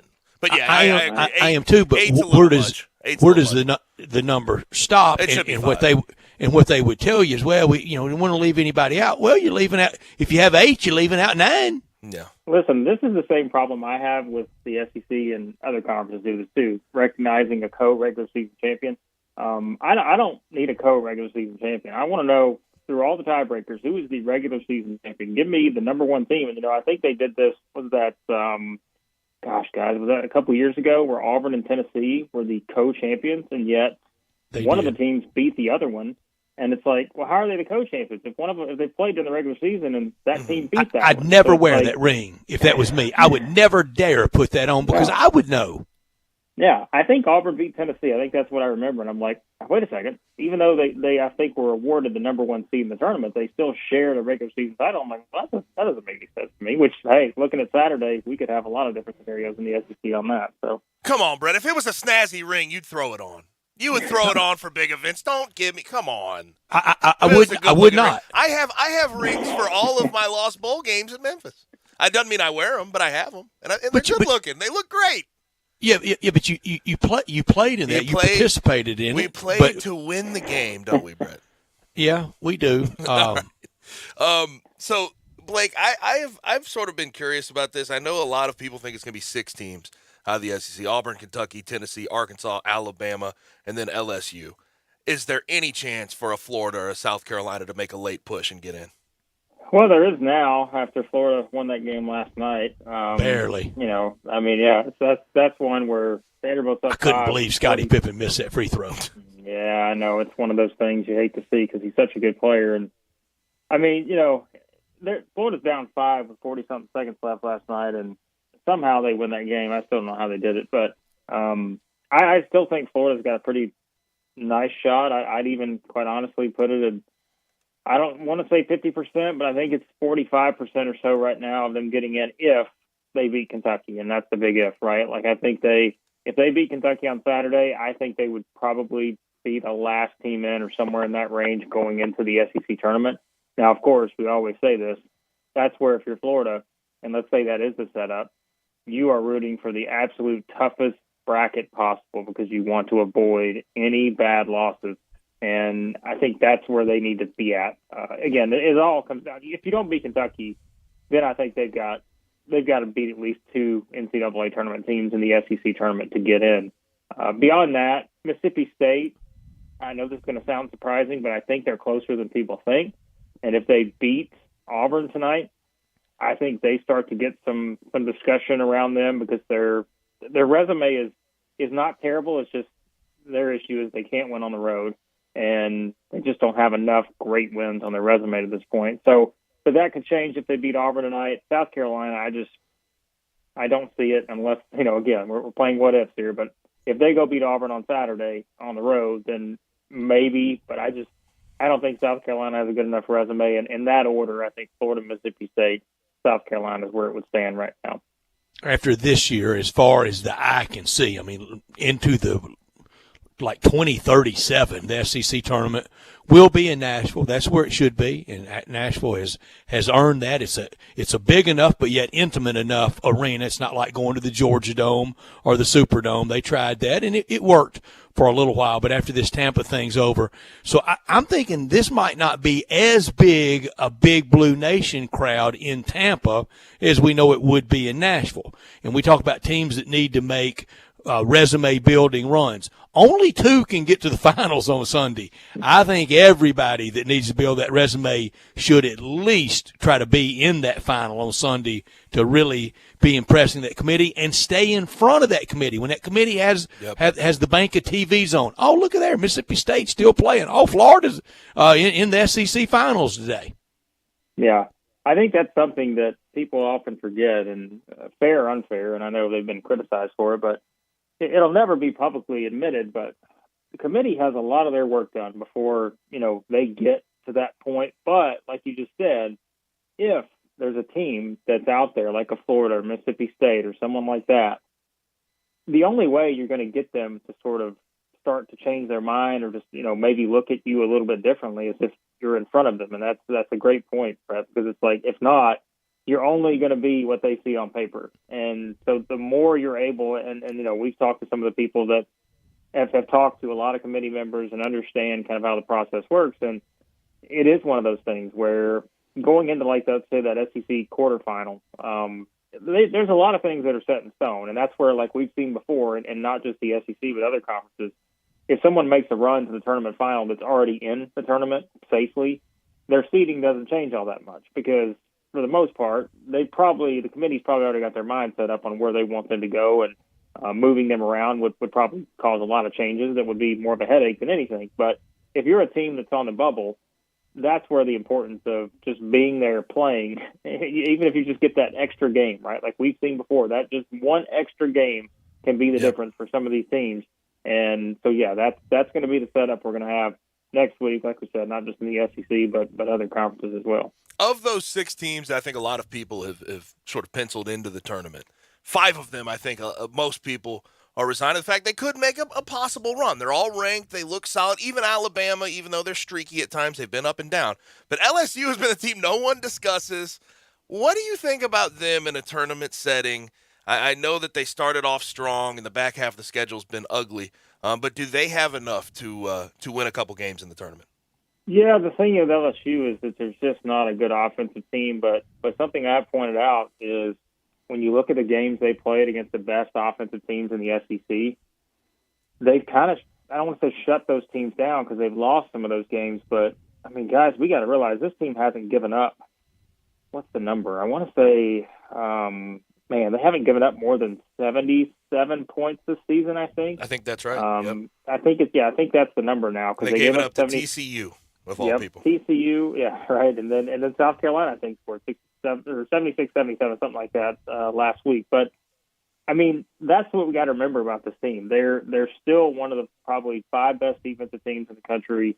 And I think because of that, if they could just find any consistency on offense, which I think is wishful thinking at this point, their defense is good enough to beat anyone. I truly believe that. But to do so, Tari Eason has gotten in foul trouble recently. He's got to be on the floor because, like I said, he may be the 5th best player in the SEC. So I think that's what it's going to come down to. But, yes, I would put them in that category. And Alabama, let's be honest, they may wind up being the 6th team out of that group, going into it. And, I mean, they should still be ahead of LSU. But Alabama, there's no one in the SEC that has a better group of wins than Alabama. Right. And they could be the 6th best team in the league. So that's something to remember, too, for them going into the tournament. Yeah, and the game planning, the strategy for playing Alabama, you're relying on a lot of hope. Let's hope it doesn't. The ball's not dropping, and that's not a real solid fundamental of sports. Is going out there with hope. We have Blake Lovell with us from Blue Ribbon Magazine, and Blake, we want your thoughts. While I know you follow it, you're not here in the middle of the cauldron in the eye of the storm like we are with the Memphis Tigers. Your thoughts on Memphis, now improved to 41 net, according to most bracketologists, most, not all, but most, and even the ones that they're right there on the verge. This rebound of a season, this saving of a season from the Thursday night loss at home to SMU and the comments post-game to this. Your thoughts on the hometown team? Yeah, I mean, it's, one of those things we always talk about towards the end of the year, and obviously this used to be a much bigger discussion, in terms of the committee weighing, your last 10 games. That used to always be the big thing we talk about. And I know they say, once again, that that's not something that's used as necessarily just a blanket metric anymore. But let's be honest, like they are valuing that of how you're playing over this past month and a half or so heading into the tournament. And that to me, like, that is a huge thing. And when you look at a team like this, you put them right there and say, well, look at the wins they're getting. And now, they've got an opportunity for another big win on Sunday. And so I think that's it, is even if you have some of those flips, right, we could make the comparison to Arkansas and a couple other teams that just could not figure it out. In December, even early January, just like we talked back then. I remember the 3-game losing streak, and you're starting to think, all right, there's maybe no path ahead right now that you see where things are going to turn around. But they did, and I think now it's to the point where look, we talked about this team from the start of the season. I mean, we know the potential's there. It's just you wanted to see it night in and night out consistently, and now that you're seeing it, I think that's something that, once again, they're going to be like some of these other teams, and the teams that make these late runs that are going to be probably underseeded from their talent and potential standpoint. But we've seen this before where some of those teams get in and they make runs and everybody looks back and says, well, it should have never been, a number 11 seed anyway, because they were too good and they just could never figure it out. But they figured it out at the right time and off they go. Maybe we're talking about Memphis as one of those teams once we get into the tournament. I think that's certainly a possibility. Let's say they beat Houston again. That's just not a team you want to be playing right now if they come out and win these last two games and go into the conference tournament with all this momentum. So let's say they don't beat Houston. Let's say they go 1-1 in these last two games, and you go into the AAC tournament with your resume being 18-10. You have some decent wins. You're probably third in the AAC overall. Where do you think they stand as far as bracketology is concerned? Where do you think they will be? Will they still be part of the last four in crowd, or do you think they're leaning out if they lose to Houston? I think that we always say this time of year that the thing you want to do more than anything else is you want to avoid the bad loss. And I think if they avoid the bad loss tomorrow, then I think if you beat Houston, it's a bonus, and I think you're in at that point. But if you don't, I don't think that drops you all that much. Now, we always say this with teams on the bubble. If you're one of the last four teams in, good luck, because you can guarantee it every single year. There are going to probably be at least three teams that still bid somewhere. And I think that's the thing you always have to think about. So for me, it probably is very simple. Like if they win these last two games, I don't think anyone's still in the bid away from them. Right. Agree. But if you split, then that possibility is always there. And I think that's the nerve-wracking part of it when you're a team like this that is where they are. So I think it's hard to say, definitively. We all know that, but what a system! Just win. That's all you have to do is win. Sounds so easy. If you leave that possibility, that's where, like we say, I mean, who knows, right? Like, what if SMU gets hot in the tournament, and then all of a sudden it's like, they're stealing our bid. Like, it's those kind of things you wonder about. Well, theoretically, is SMU still up there for an at-large bid in the grand scheme of things, correct? I mean, yeah, I think right now you would probably still look at them that way and think they've got a shot. So keep winning. I mean, that's the thing is, well, it seems they're in the position where I honestly think it's kind of what we just said. Like, I think they have to go 2-0 the rest of the way. And who have they got? They got Cincinnati and trying to think of who the other team they play on Sunday. But I mean, that's one of those things where you've got to avoid any losses that are gonna, when the committee looks at you and says, there's that loss versus, well, this Memphis hasn't really lost any bad games the rest of the way, so we're going to give them the nod and those kind of things. And I think that's what it's going to come down to. So right. I honestly, at this point, if you guys had asked me percentage-wise, I don't know the percent, but I think Memphis gets in the NCAA tournament. But, again, to me, a lot of that's dependent on tomorrow night. You can't lose that game because then everything changes. So. No question about it. Blake, appreciate it, man. Thanks for joining us. Thanks, guys. Blake, enjoy all the ball. There's a lot of games to watch. We'll talk next week. Thanks, guys. You can follow Blake at the Blake Level on Twitter. And SMU on Sunday, they host Tulane. They host Tulane on Sunday, and tomorrow night they host Cincinnati. They should go 2-0. That would make them the 2 seed. They would play their first game at the AAC next Friday, and that would be against the winner of the 7-10. They should win that, and then potentially set up the big Saturday game against Memphis. And I think we would know those stakes. They're going to be big. Yes, they are. I am. Gabe, you're not scared of tomorrow night, are you, Bryant? You're not scared of tomorrow night. No, it's just the one ahead of them. They're all healthy. Yeah. It would be different if we were talking about midseason where they went to Tulane and they were down some players and we saw them lose. Tulane's a better team than USF for sure, but they're healthy now. There should be no excuse regardless of the situation. I would assume if they are having a ceremony at USF tomorrow night would be suffice for their senior day night goodbye because they're on the road at Temple on Sunday, I can't see that mustering up enough momentum for South Florida to pull the upset tomorrow. Yeah, USF has just been on the struggle bus as of late in the AAC. I mean, you look at the past few years, past couple of years at least, when they've gone to play Memphis, they've been down, they've been injured a lot of the time. Alexis Yetna was always supposed to play against the Tigers. He never did. He moved on. I think he plays for someone in the Big East at this point. Either Seton Hall or somebody like that. Probably the end for Brian Gregory. Right. They got him from Georgia Tech. Would USF make the very, very odd move of back-to-back Georgia Tech fired coaches after Brian Gregory then hired Josh Pastner? They might stick with him. Ooh, after another extension last year. Same thing as Georgetown. I wouldn't be surprised if they stuck with them. Right. Yeah, they could. All this basketball action, all this fun we've got ahead of us, and I know on Monday I got to take Gabe and I got to take Greg Gaston to Bellyacres. Greg Gaston dived right into the milkshakes. I'm a summertime milkshake drinker. I'll say that. Greg enjoyed it. We all enjoyed the great food there, the great setting.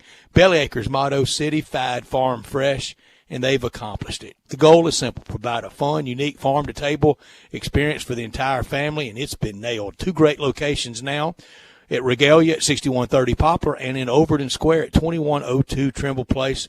3rd great location coming late spring, early summer at Silo Square.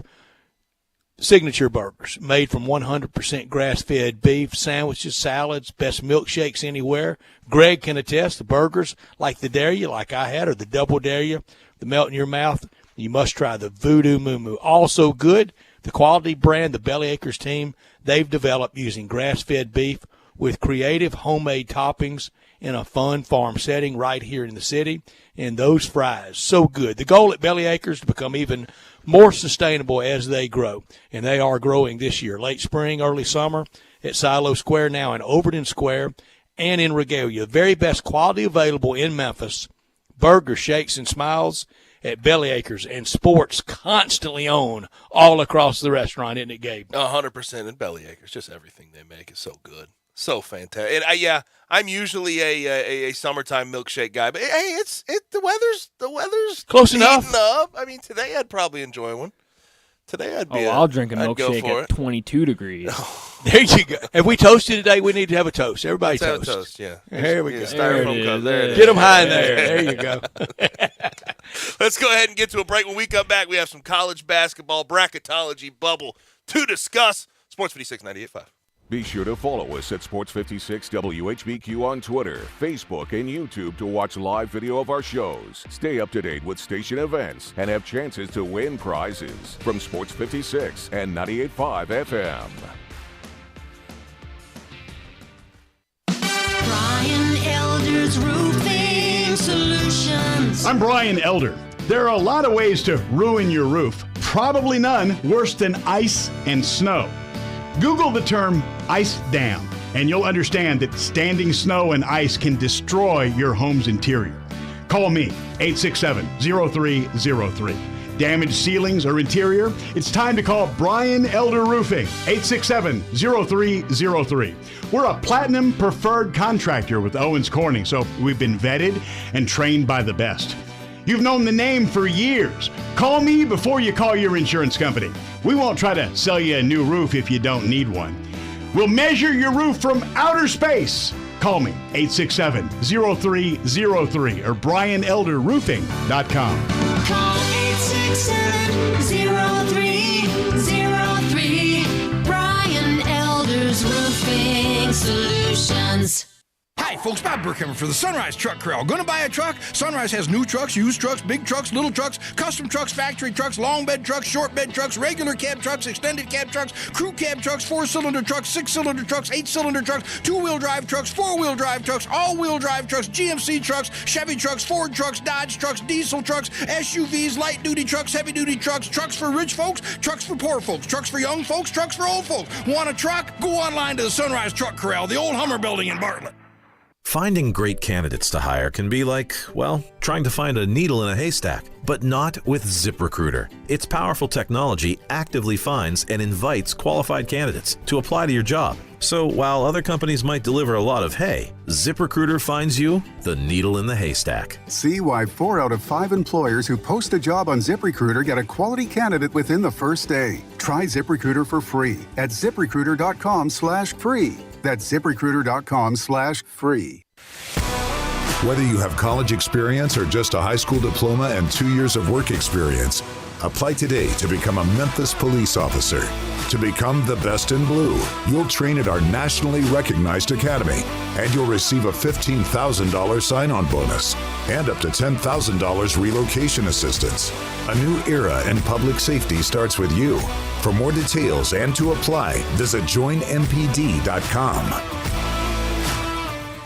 I'm with Pat Donahue from the Rendezvous Shipping Kitchen. Pat, how are things downtown at the Shipping Kitchen? Thanks, Brett. Wow, what a year it's been. 2020 threw a lot of changes at us. One of them was our great Memphis customers figured out how to ship our ribs all over the country. Pat, we know you ship your ribs and shoulder all over the country. What are some of the other popular packages? One of our most popular packages that's come out in the last year or two has been the barbecue nacho box. Well, our nacho box is an all Memphis box. It includes our pork shoulder. It includes our friends at Poncho's cheese dip. Also includes Brim's chips, Felicia Suzanne's peppers, a bottle of our barbecue sauce, a bottle of our famous seasoning, some reheating tips, wet naps, cook hats, and you can even throw in a box of Dinstall's Cashew Crunch for the sweet tooth. And Pat, this ships overnight just like the rest. Brett, it sure does. Where do we order this great food? You can get these boxes by visiting our website. Go to www.hogsfly.com. In the Alley in Mr. Charlie Virgos' Rendezvous, a family-owned restaurant in downtown Memphis since 1948.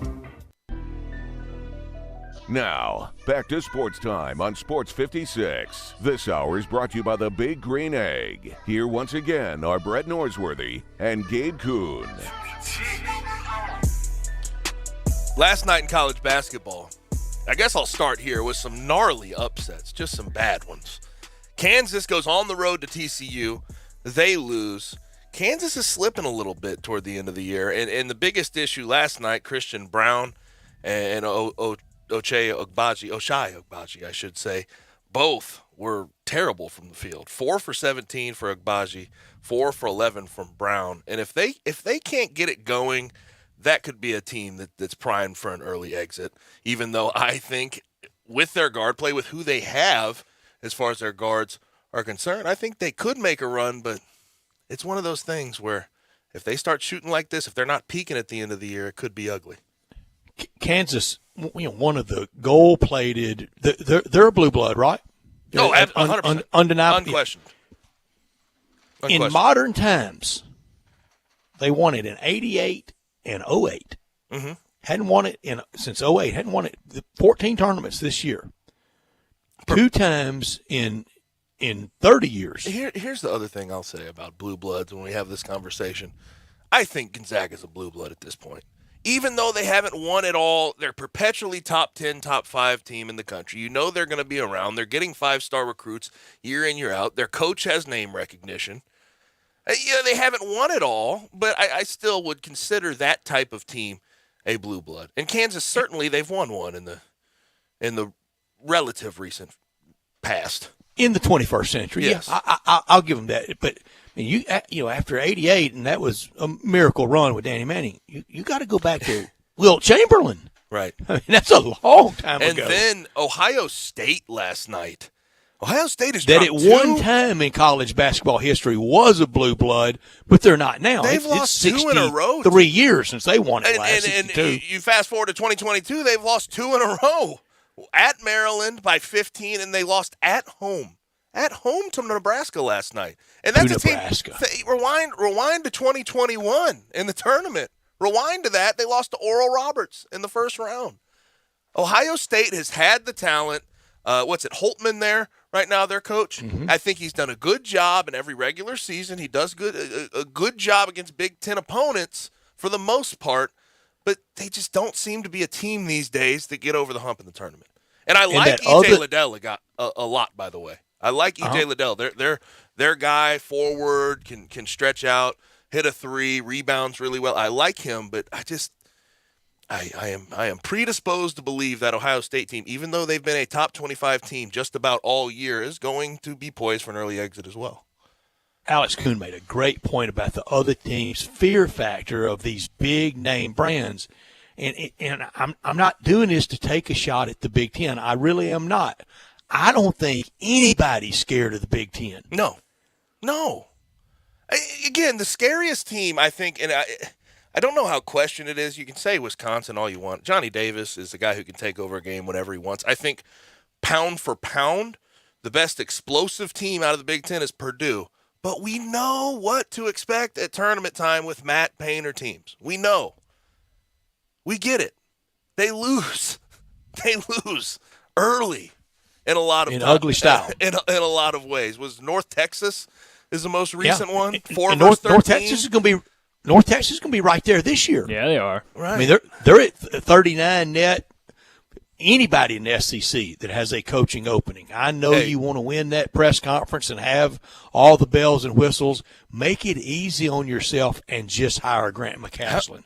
And in about 4 years, you can say thank you to old Brett. How about that? How about that game last night though? Wisconsin versus Purdue. That was a good one. And game. The crowd was great. Know some bar stoolies were in there. Some stoolies were in there. Good old fun good to old watch Big Cat. Jay Nivey. I think this draft is loaded. Do y'all? Yes, I do. We talked about Paulo earlier. I do. Holmgren, I think there's Smith. I'd have to go look at Ivy. exactly the mock drafts, but there's a fall off at some point. No, there is. It's very top heavy. Yeah. I've been tracking It always this draft is. for a while. It's once you get to about 17, 18, there's kind of a that's pretty drop. far. But yeah. the top 5 to 8, 5 to 10. There's That's some good players. Yeah, really good players. Really good players. And speaking of which, your guy Walker Kessler, you said, 17, 18, there's a fall-off? Yeah. Walker Kessler's right around that. That's He's right where around he's 18, 19 in a lot of these mock drafts. I'll not allow any disparagement of Walker Kessler. You know who I'm scared slander. to death. No slander. Here's what I am scared of him maybe being as a pro. Great college player, rock steady, Mr. Team guy. You get to the pros, and he becomes Tyler Hansbrough. I think that's exactly who he is. A little bigger than Tyler He Hansbrough is. was. A little longer. I'm trying to think back to Tyler Hans. He was with the Pacers for the years. He never MOP really of the Final Four. never- They won it in a cakewalk in 09. The tournament wasn't fun that year. They were so did good. Did Hansbrough ever have any good years in the NBA? Or at least like marginal years? I mean, Like 10 Scott points Pollard a game, type, eight rebounds per game, something like that. Something. Rafe LaFrance type. The problem with it, and that's sort of the problem you look at with Walker Kessler. I'll agree there. But Hansbrough never had a jumper at all. No type of mid-range, anything. And he's Nobody ever asked him to have one. Yeah, but he's 6'9", 250. And That's that right. doesn't really That's not 7 foot. That doesn't make a whole lot of sense in the NBA, and especially he got in sort of a transition. See, my dream is Walker Kessler as the heir apparent, as the young protege with Steven Adams mentoring him for that role, and Iverson Molinar sliding right into the Tyus Jones role. You know what I would love? As backup point guard. You know what I would love? And I don't know. Look, I don't know how many people are on this train, and I have to see a little bit more. But why not Jalen Duren as a Grizzly? I've said that a couple times. Why not? Run the floor well, be a rim running type of guy, rebound, be strong. That's what you need to do. I'm not opposed to that. I don't mind that. Now he probably. I don't mind that. I think especially if the Tigers what get if he into grew the another inch or two? And he could. I also think with the Tigers, if they do indeed get in the tournament, which it sort of looks like right now, Joe Lunardi has them in the last four in. If they do get in the tournament, I think his stock's going to be out of the Grizzlies' range. I think he'll raise. Well, late. and he'll also show well in the combines and pro days and stuff. Gosh, yeah. But he is truly, with some of the things he's done later in the season, he's a modern day NBA big. No, for sure. He's growing a little bit of a mid range shot. I certainly think he needs to learn how to pass out of the post a little better, but that comes with age and IQ and learning the game a little more. But Jalen Duren would be a good fit in that role with the Grizzlies. He has to be fabulous the rest of this stretch for the Tigers for however long it's going to be. He almost has to be just indelible inked in 14-9, couple block shots. And, Brett, they have to be doing this in practice. They have to drill him right now in practice of how to pass out of the post when he recognize when quickly. When they bring the trap. Get it out. They know other teams are seeing that on film. They're going to trap the post every single time until he learns how to make a play out of it.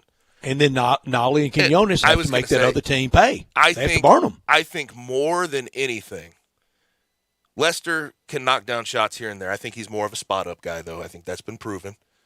I think Landers Nolly has to be the initiator in a lot of ways offensively for the Tigers, and he has to knock down shots. Inside-outside combo, He has to knock down shots because he's been decent in the mid-range. He goes and gets his shot. It's a little awkward. I mean, his delivery's never been my favorite. But if the Tigers want to get to their peak offensively down the stretch of the season, into the AAC tournament, into the NCAA tournament, he's going to have to be the guy initiating everything. 41 net for the Tigers today. That's second in the AAC. Houston, number 1 with an overall number 4. SMU, number 3 in the ACC with an overall 50. Wichita State, 4th, talking about falling off the table, all the way down overall to 82. Tomorrow night's opponent, USF, 240. That's, oh my gosh. That means only 118 are behind them. Yeah, it doesn't matter if you're at home or on the road against USF. That doesn't help you. That's still quad 4. Yeah, you can't beat them bad enough to move up tomorrow night, can you? I was going to say, there's nothing you can do. You just got to win it. I don't care about honestly, by how many points doesn't even really matter either. Just win. The Tigers, if they fall in that 3 spot, they would play the winner of the 6-11 game. That 6-11 game would be on Thursday, and that would be the 6 o'clock game. The Tigers would play them at 8 o'clock on Friday, and that would make for a really quick turnaround. Tigers play at 8 o'clock on a Friday, right back at it at 4 p.m. on Saturday. That's against tournament life. Potentially SMU. That's tournament life. If you want it's the life you chose. Yeah. If you want to compete for championships, that's what you have to do.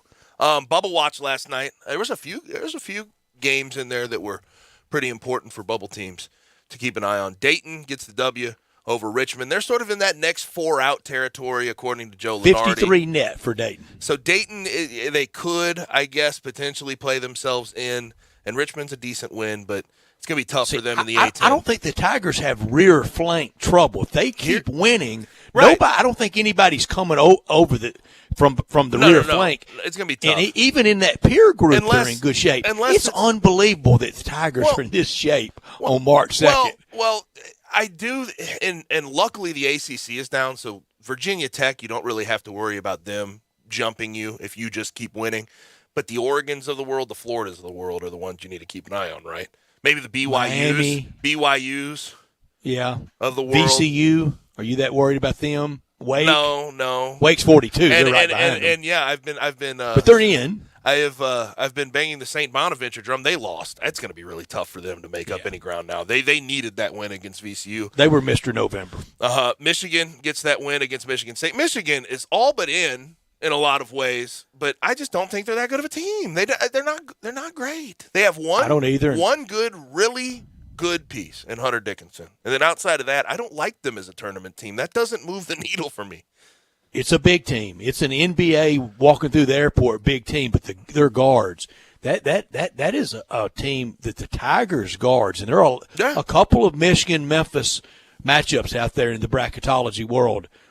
I think Tiger fans should welcome that. The Tiger guards could excel against theirs. And Joe Lenardi has them as the last 4 buys, so you don't even have them in the play-in right this second. And Michigan, being in the Big Ten, once you get in the tournament too, you just, because of where all these teams are ranked in the net, you just get to add to your resume, even if those teams aren't that great. It's just more opportunity when you're in a. It helps the Tigers this Sunday, the announced team. It does. It helps that it's Nance and Bill Raftery, and it will be fun to have Jim Nance courtside Sunday at FedEx Forum, because this year, and it's great that we are, with the golf tournament even moving up another peg to the playoffs, we won't have CBS as our carrier. That will be NBC, so it won't be Jim Nance or any CBS announced team coming to Memphis to do that. I can't ever remember our golf tournament not being on CBS, but this year it's going to be on NBC come August at Southwind. But on Sunday, It'll be the voice of the Final Four, Jim Nantz, courtside. Gotta love it. You gotta love that. Love it. Gotta love that. That's the. I mean, Sunday afternoon TV channel checkers. When you hear Jim Nantz doing a March basketball game, it matters. How many tickets did I see bought allotted right now? Is it up 16? 16K, isn't it? 16,000. That was earlier in the week. They've probably added more to that at this moment. I don't know the number right this second, but it's 16,000 to start the week. I think it's going to be the percentage of capacity highest game in Penny Hardaway's 4 years. And it should be. It should be. Because it truly is, Brett, a win and you're in game is what it feels like. It does. It feels win and you're in. And the Tigers already this year have given so much hope against that team in particular. You go to the Fertitta Center and beat them, you should be able to do it at home. And be the dominant team in that game. Yeah. Something tells me, second matchup, and again, I don't want to look past USF, but I'm going to look past USF because I can't. I'm not on the team. I am too. I'm not worried about tomorrow night. If you're that scared of tomorrow night, how confident can you be in this team? I'll say this. I know the defensive intensity turns up every time it's Kelvin Sampson versus Penny Hardaway, but I know Kelvin Sampson's going to do everything in his power to limit the turnovers that they had last game. I think it was 18 apiece. Kelvin Sampson is going to prep to make sure his team doesn't make the same mistakes. But you want that kind of matchup for Sunday, and then that momentum heading to the conference tournament. Then the game on Friday, even with a walkover game, not a walkover game, but a win. Let's say win against Houston, loss even in the first round of your first game in the AAC tournament. You think you're in bad shape there? Not bad, but you're playing with fire. Scene. You're playing with fire. Just no need to do that. I think a win versus Houston cures a lot of evils, a whole lot of evils. Well, your scenario, that loss on Friday, then you don't get that potential to make it up against SMU. Right, and you're off, and you're not being looked at. You're not being watched for the rest of the weekend leading into Sunday, which is always going to be an issue, and I understand that. Also, now, win on Friday, does it matter you lose 3 times to SMU if they lost? If it got down to an SMU Memphis debate, that'd be second round, correct? If it's 2 versus 3, that'd be a second round game. That'd be a Saturday game. That'd be Saturday, semifinals. Even if you lose, it'd be third round. Okay, my scenario, you go 2-0, you beat Houston, you win your first round game in the AAC. I don't think that SMU game means all that much for Memphis. Winning it certainly puts you over the edge. Winning it puts you on a protected seed line, in my opinion. Yeah, then you losing it, you're in the same spot. You're probably last 4-in type you team. Can start probably planning the party on Sunday night. Although it's going to be tough for them to get back. If they're in the finals, they play at 2:15 on Sunday. I would imagine they would stay there with post game responsibilities, ceremonies, either to be the winner or the runner up, and just kind of in camp there to watch selection show. So let me pose this. I know you said I agree with your sentiment. I don't think there's a lot of teams that can really jump the Tigers if the Tigers take care of business. Virginia Tech's not one of those teams that can be able to jump. They beat Louisville last night. They're next 4 out territory according to Joe Lenardi. So I just don't think they're the type to be able to make that jump. But Florida has 1 game left against Kentucky. Don't sweat them. They have 1 game left at home against Kentucky. If they can win that, where do you fit them into the picture at 20-11 with that final win being over Kentucky? It's so very Florida to do that, and then on Friday lose to Texas A&M. Right, I understand that. Or Thursday at the SEC tournament. I understand. Don't trust them. I understand that. That's Mike White. Mike White. You can't trust Mike White right now. You haven't really been able to trust him since he's been at Florida. But I'm just saying, in that thought process, Florida would be the team that could come jump some of these last 4. You're just going doomsday scenarios. Yeah. But Florida right now, 51 net. Tigers are 10 spots in front of that. 10 spots better. That's significant. And 2 or 3. I'm talking about a Florida win over Kentucky possibly when they barely could get over Vandy last night. Barely could handle that one. Got lucky in a lot of ways. Blake Lovell, much nicer person than I am. He said, how in the world could you blow that lead with 45 seconds to play? I know how. Jerry Stackhouse, he's not much of a coach. Scottie Pippen Jr. has been lighting it up this year, though. And for him to back iron and clang it off the back iron when he makes those free throws, you go to overtime. Yep. But you do have to. I mean, he's what they got, though. I got a theory. I don't think Memorial Gym is quite the advantage, the home court advantage that it used to be when they started allowing the head coaches to leave that inline area. They now can go almost to midcourt like you can at a normal setup. So having the benches on the inline, I don't think disrupts that opposing team with that coach barking orders and masterminding his team like it used to when they could not leave that area on the other end, especially when you're on offense on that other end. I'm not familiar. How far are they away? I mean, I'm confused. Well, the bench areas are on the baseline. Right. They are in the end zones. And used to, that coach could not leave that area, either coach. But now he Omar can come to center court, is what you're saying. The coaching box is at center court. They're practically standing there, can shake hands by themselves at center court. Yeah, but don't you think that when it comes to basketball, on-court coaching, when you need to have your coach up there, I think, in a lot of ways. Most college coaches are up and on their feet next to them. I think you need to, but that's my point, that I think it has changed. It has changed the dynamic. Okay, it's changed the dynamic. I understand what you're saying now. Now, we're going to go ahead and get to a break, and we're going to wrap up hour number 2 when we come back on Sportstime with Gabe and Stats. The all-new Sports 56 Mornings with Greg Gaston and Eli Savoy. Brought to you by Action 24/7, James Gaddis Jewelers, and Acura of Memphis. Weekday mornings from 7 to 10 right here on Sports 56 and 98.5 FM.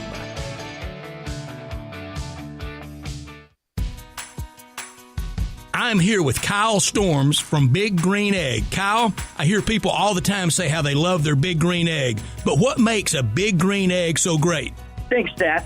The fact that our grill is made out of the highest quality ceramic allows our customers to smoke, bake, roast, sear, and grill, all while locking in the most amount of heat and flavor in their favorite foods. What kind of fuel does the Big Green Egg use? 100% natural lumpwood charcoal. That's really where half our flavor comes from. How many sizes does the Big Green Egg come in? We have 7 different sizes and all different configurations ranging from metal stands, wood tables, and metal carts with a lifetime warranty. So we really do have a size and price point for everyone. Where can someone go to see the entire lineup of Big Green Egg? Garden Spas and Pool, Germantown Hardware, Hamilton's Fireplace and Grills, East Memphis Ace, and Cordova Ace Hardware.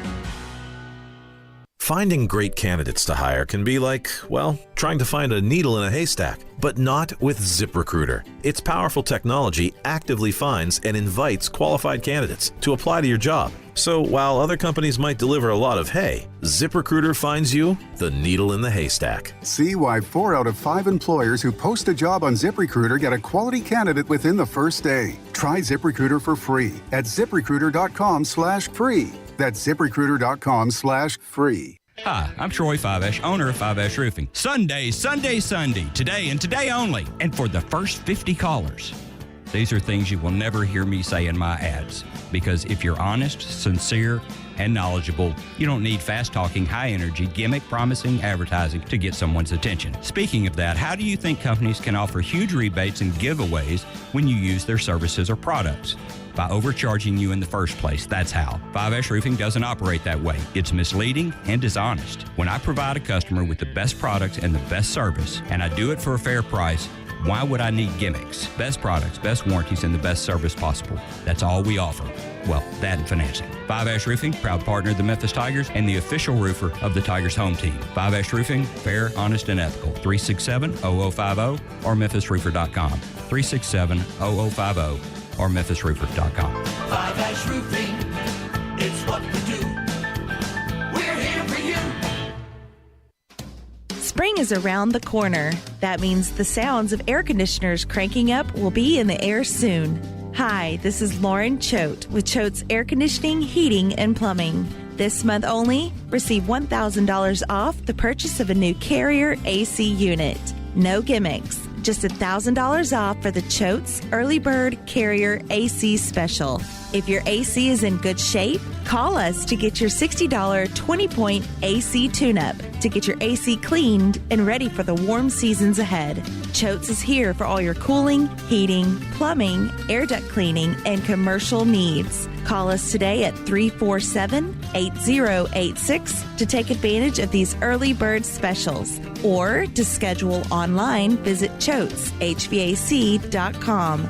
So turn to the experts with Choates. And remember, let our family serve your family. Now, back to Sports Time on Sports 56. This hour is brought to you by the Big Green Egg. Here once again are Brett Norsworthy and Gabe Kuhn. Rolling on Sports Time. AutoZone listener line 901-360-8255. If you want to join the conversation, get in the zone, AutoZone. You can also watch us live and message us on our social, Sports 56 WHBQ, Twitter, Facebook, YouTube, Twitch, and go to our website, Sports 56 WHBQ, for sports56whbq.com, rather, for our featured audio in every hour of our podcast. Have some news coming down about the Grizzlies game tomorrow night in Boston. Looks like Jaylen Brown has officially been ruled out of tomorrow's game. And I saw that rolled ankle he had last night. It looked tough. It looked like something he's going to have to miss a substantial amount of time from. Yeah, he's going to be out tomorrow night when the Grizzlies play in Boston. Hadn't played Boston all year. The home game against that Eastern opponent, when you only play them twice, that's the last day of the year for the Grizzlies. That could be some different lineups that day for both sides. That will be Sunday, April 10th, and then unless you're in the play-in, everybody has the 11th through the 15th off in the playoff. First 1 versus 8, etc. Right. That starts Saturday, April 16th. For the Celtics in general, that pickup they made at the trade deadline, going to get Derek White from the Spurs, seemingly would help them in this situation. Derek White had 18 off the bench last night, and I would have to think he's the guy they're going to throw in for Jaylen Brown in that starting lineup. But that makes their bench pretty disgusting in a lot of ways. Grant Williams has been a fine pro. He's not the greatest pro in the world, but Grant Williams, Aaron Nesmith, and Peyton Pritchard sounds like a college all-star team. Yeah, and right now they're in the 6th spot, only 2 games in the loss column behind both the 4 and the 5 with Milwaukee and Cleveland. Boston needs this game more than the Grizzlies do tomorrow night. I'm not saying it's house money, you don't care about it, but you got a really softer patch after tomorrow night. Orlando, Houston, New Orleans, Knicks, Oklahoma City, Indiana, Atlanta, and Houston again. That matchup in general, the Celtics have done a really good job defensively in this stretch they've been on. They've been winning a lot of games with their defense, and they are a block shot. I mean, Robert Williams is a heck of a riser. Al Horford's a good rim protector. John Morant's got his work cut out for him if he wants to go into the paint and do what he does night in, night out. Yeah, they're denying everything. You're right about this push by the Celtics. So under a lot of criticism, preseason, I liked your pick for NBA Coach of the Year in Ime Udoka, and for a lot of the year, he wasn't doing very well, and now really coming on, and a chance for the Celtics to finish, top 2 or 3. I don't think they're going to win it. They're too far back because there's not that many games left. Yeah. The Celtics team, I think, get Jaylen Brown healthy, and I think the addition of Derek White has helped a lot. They could be a dark horse team in the Eastern Conference. I don't know if I expect them to do much, though, come playoff time.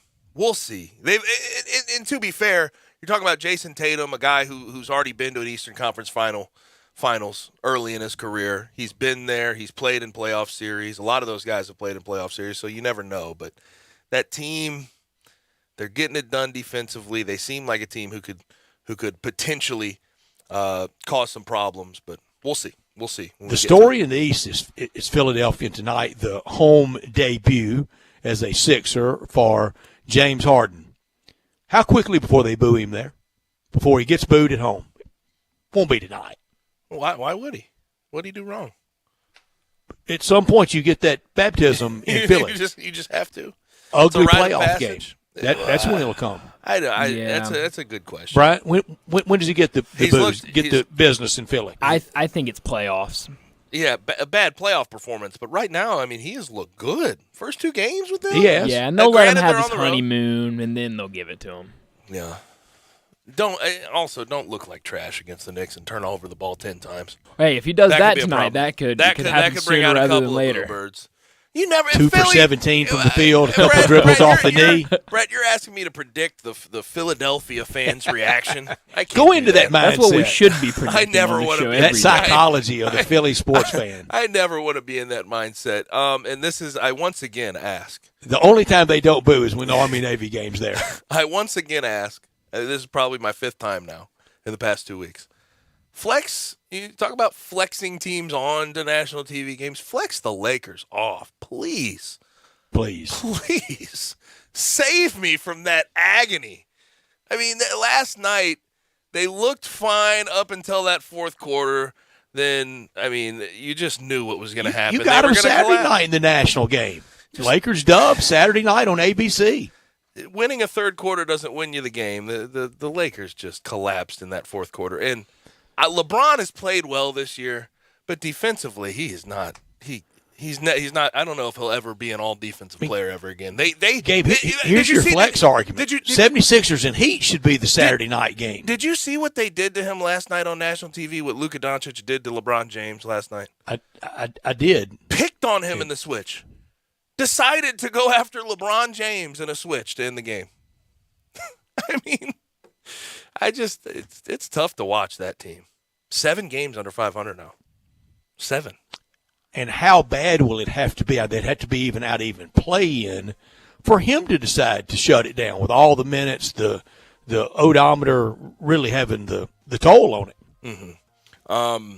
Also this morning on NBA Today, Woj released, and Ramona Shelburne sort of did reporting on this. They say Ben Simmons and his ramp up, there's a setback in his back recovery, so the timetable is going to be extended. They say playing on March 10th against Philly, in Philly, is, quote, not happening. So we're going to be robbed of that. That's next Thursday. Yeah.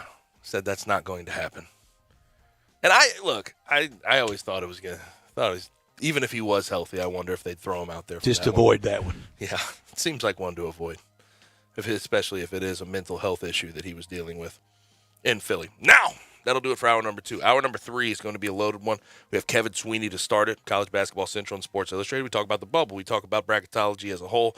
5:30, have a lot to discuss. There's been pressers, quarterback drama, a lot going on NFL Combine Week around the NFL. We'll discuss all that when we come back on Sports 56 98.5.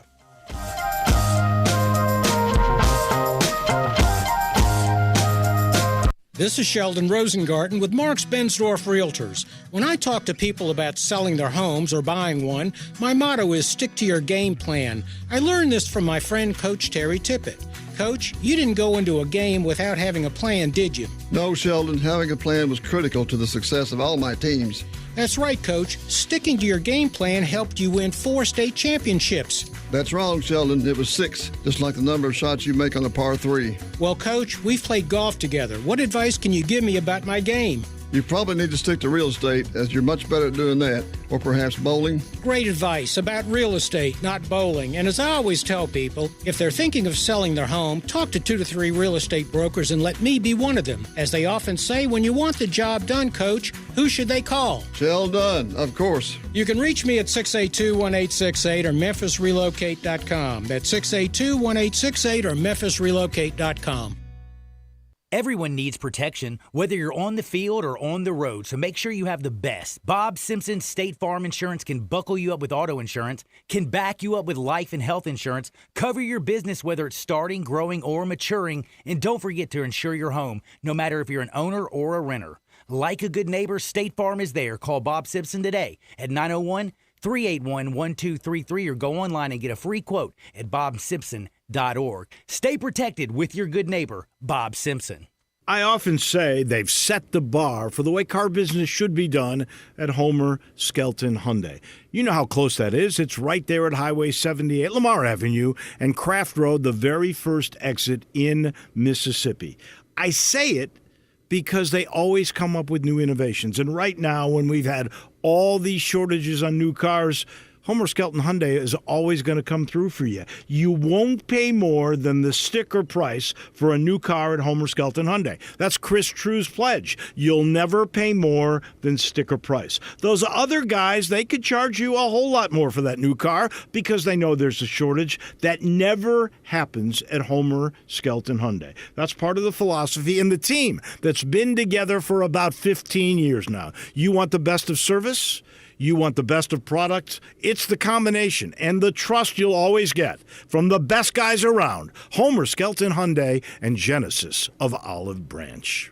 Do you know one of the best things you can do for your employees or family's health? Provide Arctic Clear bottled water. Arctic Clear bottled water is your locally owned and operated bottled water provider. Arctic Clear is 100% natural spring water with free delivery and setup, dependable service, and no long-term contracts. What an easy choice. Call Jeff Manus today, 901-382-2363, or visit arctic-clear.com. Arctic Clear bottled water. Call now, 382-2363. That's 382-2363. I know the sweetest thing in Memphis, and I know it's been around for 120 years. You know, I'm talking about Dinstall's, and it's time to stock up heavy on Cashew Crunch, Heavenly Crunch, Turtlettes, all of your favorite Dinstall's treats to watch the playoff games and to watch all the basketball. It's so easy to get. The sweetest thing in Memphis, all you have to do is head to Laurelwood or head to Germantown and Poplar right across from the hospital, or go where they make the candies.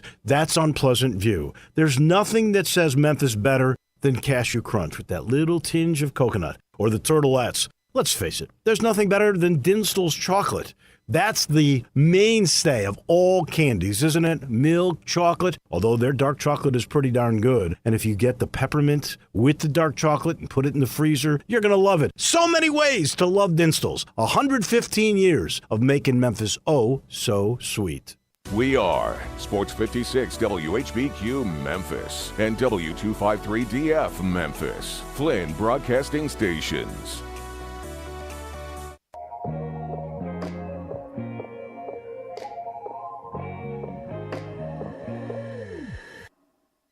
Now, back to Sports Time on Sports 56. This hour is brought to you by DeSoto Auto Sales. Here once again are Brett Norsworthy and Gabe Kuhn. I used to feel so devastated. Kevin Sweeney from Sports Illustrated and College Basketball Central.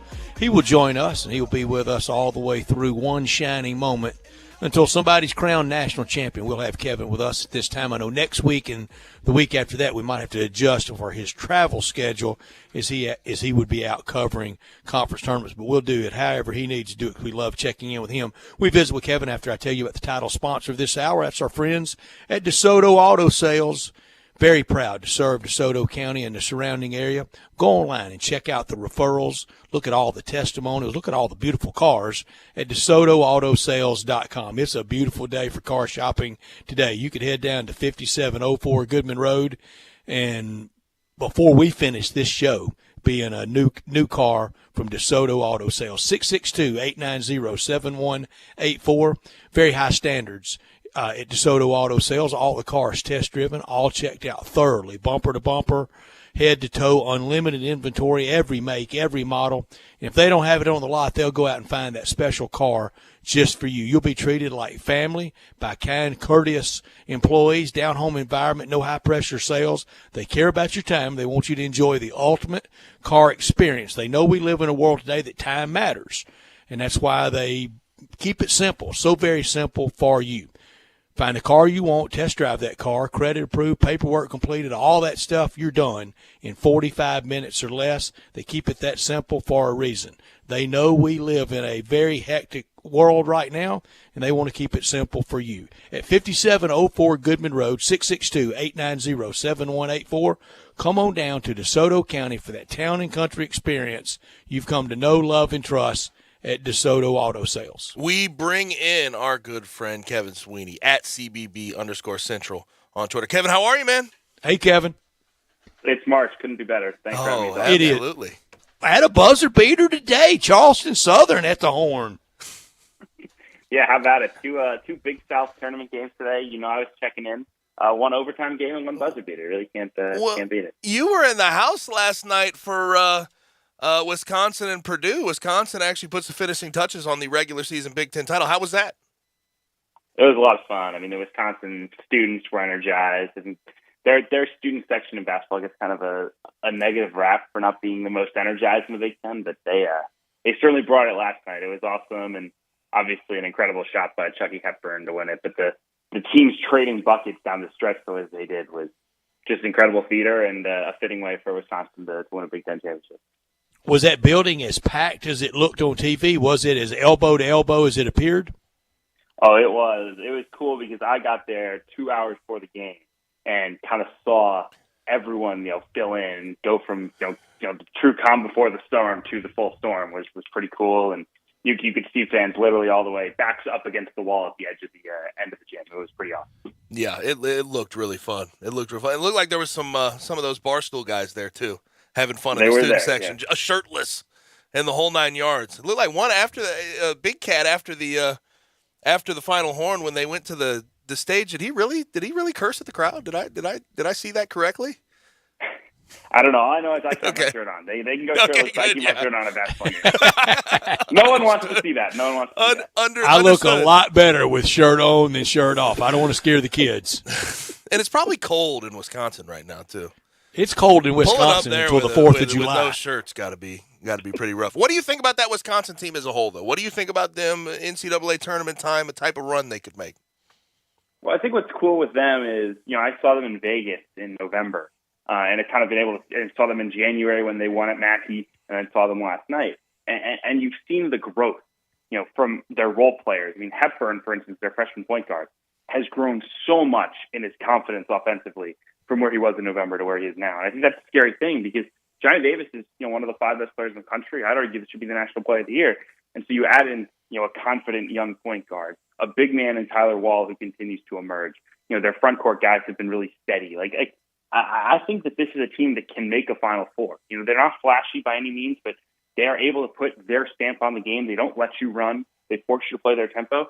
And in late game situations, I trust them. They make plays in late moments, and they have all season long. Kevin, we were talking earlier on Sunday afternoon, the announced team at FedEx Forum. It's the A team. It's the CBS A team with Jim Nantz and Bill Raftery. The idea of CBS sending Jim Nantz to Memphis on the last day of the year a month ago seemed remote. What's the national perception right now that you get, whether podcasts with your colleagues, your interaction with everybody out there in the college basketball world of the Memphis Tigers? Well, I think it's funny because everyone had written them off, all the way up to the Houston win, right? I mean, I don't think there was any conversation. And also the Houston, and everyone was like, all right, Memphis is good. And they just moved on, right? It just feels like that game was such a turning point. Obviously, it mattered tremendously to the NCAA tournament hopes. But I think it's bigger than that. I think there's been a clear kind of turnaround. Even after the SMU game, no one really jumped off the Tiger ship. So obviously the game against South Florida almost feels more important than the game against Houston, if that's crazy enough to say, because you better beat South Florida if you want to go to the NCAA tournament. But if they can win that game tomorrow, I think you feel pretty good going into that Houston game that you're playing with house money. Well, if they do beat Houston, do you think that's a win in your end situation? Yeah, 100%. If they beat Houston, they're going to the NCAA tournament. I think they're probably going to the NCAA tournament without beating Houston, quite frankly, as long as they don't lose to a bad team in the next 2 weeks. Okay. Yeah, they're at 41 net, and we usually do this more toward the start of the year, visiting you is exactly where do you need to be in the net. Let's all remember this next year, exactly how the jockeying for position happens. But 41 seems comfortable, but yet 31 for Loyola doesn't seem that comfortable.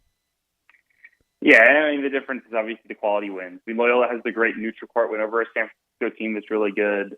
They won at Vanderbilt, which is an okay win, kind of on the fringes of Quadrant 1. They beat DePaul on the road, who's, again, not a great team, but not a bad team. So, it's not all about the net. It's the quality wins as well. Memphis has a few more of those. Memphis also has worse losses than Loyola. I mean, they lost to East Carolina on the road. That's worse than any loss that Loyola has. They lost to, Georgia. That's a worse loss than anything Loyola has. So, and to Ole Miss. I mean, they lost to 13 and 14 in the SEC. Kevin, I can't believe you can lose to 13 and 14 in SEC and be a comfortable at-large team, but the Tigers are.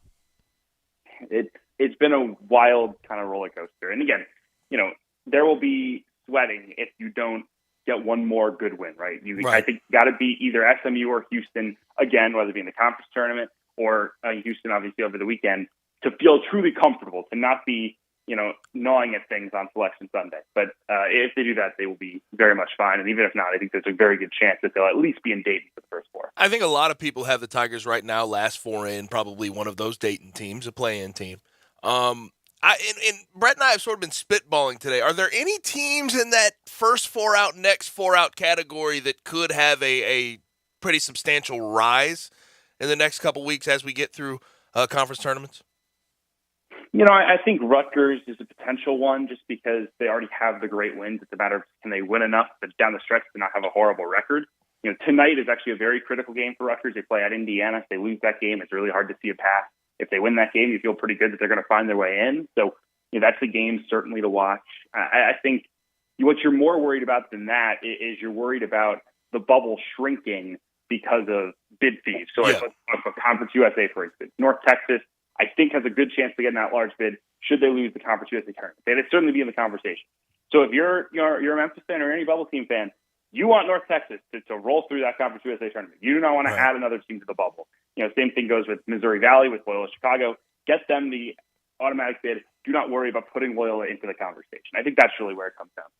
Do you think Loyola, though, if they say they lost in the championship game in the Missouri Valley Conference, you think they still have a path? You think they still could get in? It'll be a sweat. It really will be. You would be going right down to the wire. I will say this. There is a chance that if Loyola doesn't win the automatic bid, they will try to schedule a game in the week after to boost their resume because they had COVID cancellations. They have a spot. It would not stun me if a team like Loyola, BYU has talked about openly they want to play a game. It would not stun me if you got something like Loyola BYU in the middle of next week. To try to, basically like a bracket buster for a spot in the tournament. I didn't know that was legal. Yeah, I was going to say, how does the committee respond to that? How do they handle that? Do they just count it the same as if it was in the middle of the regular season?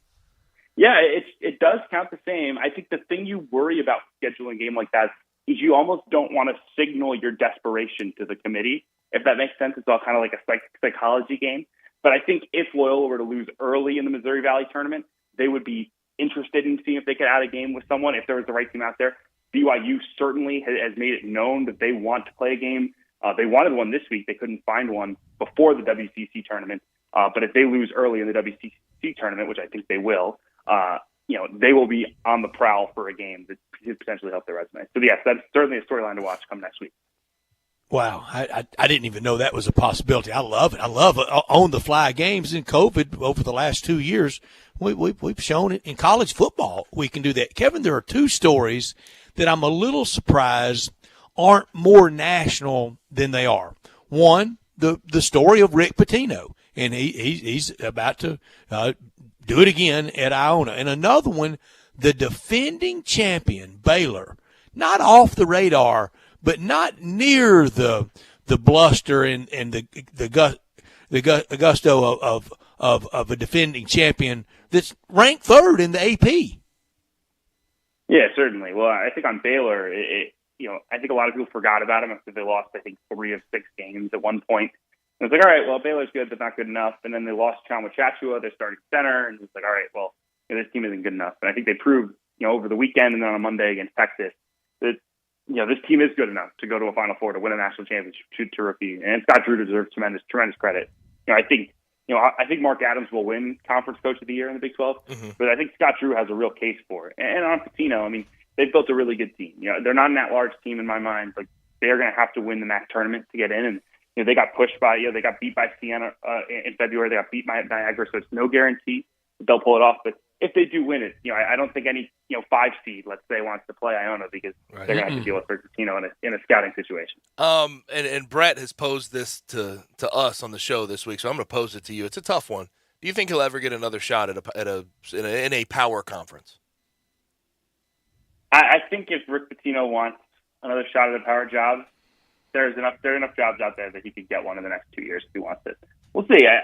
I would not be surprised. I'll say it that way. I'm not going to rule it out. I wouldn't be. I think it has to be the right fit. Like for instance, I think there's a real case for a place like Maryland because Maryland believes they should have an elite coach, and there's no elite coach other than Rick Pitino who'd be in position to take the job. I think that's the type of situation you need. I'm not saying he'll take Maryland. I'm not sure that Maryland would take him, but that's the type of situation you're looking for. Is a place that thinks highly enough of themselves that they deserve Rick Pitino, but isn't actually a good enough job to get a coach that doesn't have Rick Pitino's baggage. Let's put it that way. Right. Understood. Talking with Kevin Sweeney at CBB_Central on Twitter. Georgetown AD Lee Reed came out today and sort of, I guess, put a little bit of hope behind a Patrick Ewing return. How did you view those comments today, and do you think Patrick Ewing will get another shot next year? I do at this point. I always kind of say that if you're having to get told by your athletic director that you're going to be back next year, it's never a good sign. Right. But I don't think that Patrick, that Georgetown's athletic director really had the ability to fire Patrick Ewing, even if they wanted to. Right? I mean, he's such a legend. I do think what this statement made clear was that there are going to be changes. I would not be surprised if the whole coaching staff, other than Patrick, is fired and they move on and have to hire some young guys. They need some guys who can really recruit. They need some guys who can be active in the portal because they don't have very much talent at all on the roster right now. And they have to hope that they can bring in enough this spring to maybe not be an NCAA tournament team next year, but to be competitive. I mean, they're completely a non-factor against Big East teams right now, and that can't be the case next year. These coaches in the SEC, Michael White, Ben Howland, Frank Martin, Conzo Martin, who should be most worried about job security? We know Tom Crean's done. Yeah, Tom Crean's done. That hasn't been announced, but it's going to happen. Mississippi State is one you kind of hear consistent buzz about. I'm not sure if that would be a firing or a retirement or a both.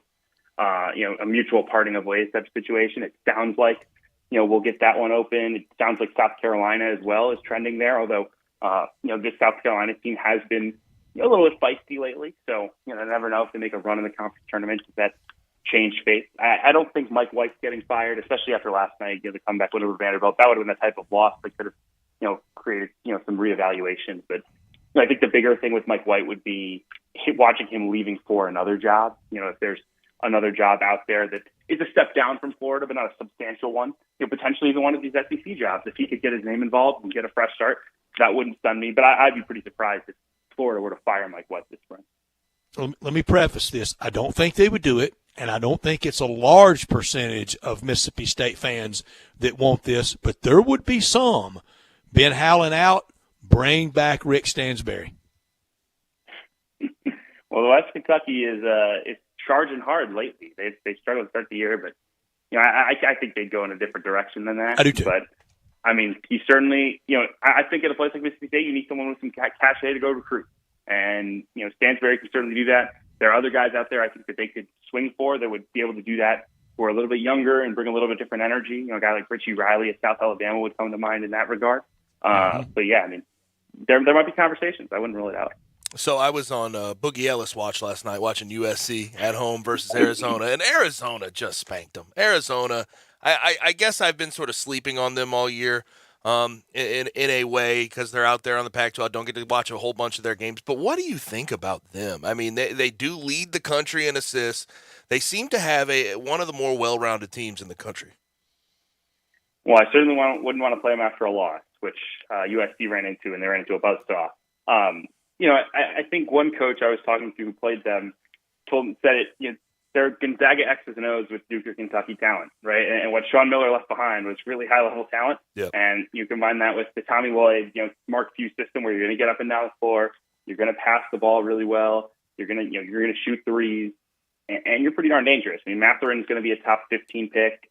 I think the front court duo is one of the best in the country with Tubelis, who's a great passer and a rebounder, and Koloko, who's a terrific rim protector. I think the thing that will define whether this team wins the national championship is Kirk Creese at point guard. At times he's been, outstanding. He was very good yesterday, but he has shot them out of games. He shot them out of the Tennessee game. He shot them out of the first UCLA game that they lost. you can't necessarily afford that volatility. He's similar, I think, to Auburn's situation with Wendell Green. Yep. Explosive when he's on. When he's off, it can be a little bit ugly. Outstanding Wright Thompson long form piece today at ESPN.com and also on ESPN television, narrated by Wright Thompson about Mike Krzyzewski. What's and with his last game coming up Saturday night at Cameron Indoor, what's the Mike Krzyzewski one moment for you, Kevin, in watching and following and loving college basketball as much as you do? It's really hard to pinpoint one moment. I think the thing for me that will always stand out with Mike, and it's less about one moment, it's how revered he is by the basketball community beyond just college basketball players. The respect that US LeBron basketball. and Kobe That's and mine. everything he did at USA basketball, That's mine. that to me, it stands out. It absolutely does. And it changed Duke's perception too. I mean, for so long, Duke was, John Shires and JJ Redick and white kids, right? And now it's Marty any Clark. 5-star, any star that you can get. And I think the USA basketball stuff has changed a lot of that. So that's something that stands out to me. Mm-hmm. All right, now I'm gonna put you on the spot to end this segment. I'm gonna go through the bubble. Some of these bubble teams, I just want a yes or no if you think they will end up in the tournament. We'll start with Memphis. Rapid fire. Memphis, yes, they will be dancing. San Diego State.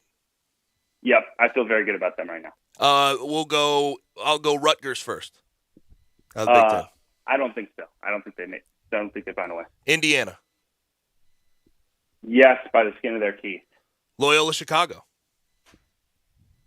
If they don't win the Valley tournament, I'm going to say no. Okay. Oregon. No. Last one here, and this is the one I'm telling you, I think I've brought you on every week at this point talking about a 3-bid AAC. SMU. I'm going to lean no right now. We'll say 2 bids for the AAC. Okay. But what if they did get into that tournament setting with the Tigers, right? And it was that 2-3 matchup in the AAC tournament, and SMU won a third time versus Memphis. Do you think that could put them over the edge potentially? Well, it would certainly be and obviously challenging for the other committee to things could justify, happen, right? Other things could right, happen, yeah. obviously. I think if they won that game, it would be very challenging to put Memphis in over SMU because the resumes next to each other aren't so outstandingly in favor of Memphis that 3 head-to-head wouldn't do it. So I think that is the biggest story to watch, would be if they get swept, that would be an ugly thing for Memphis. I'm going to give you 2 great coaches that one has a little better resume than the other one, just slightly though, but they've never won it. Who would you bet on today on March 2nd that 3 weeks from today they're on a roll? Kelvin Sampson in Houston or Rick Barnes in Tennessee?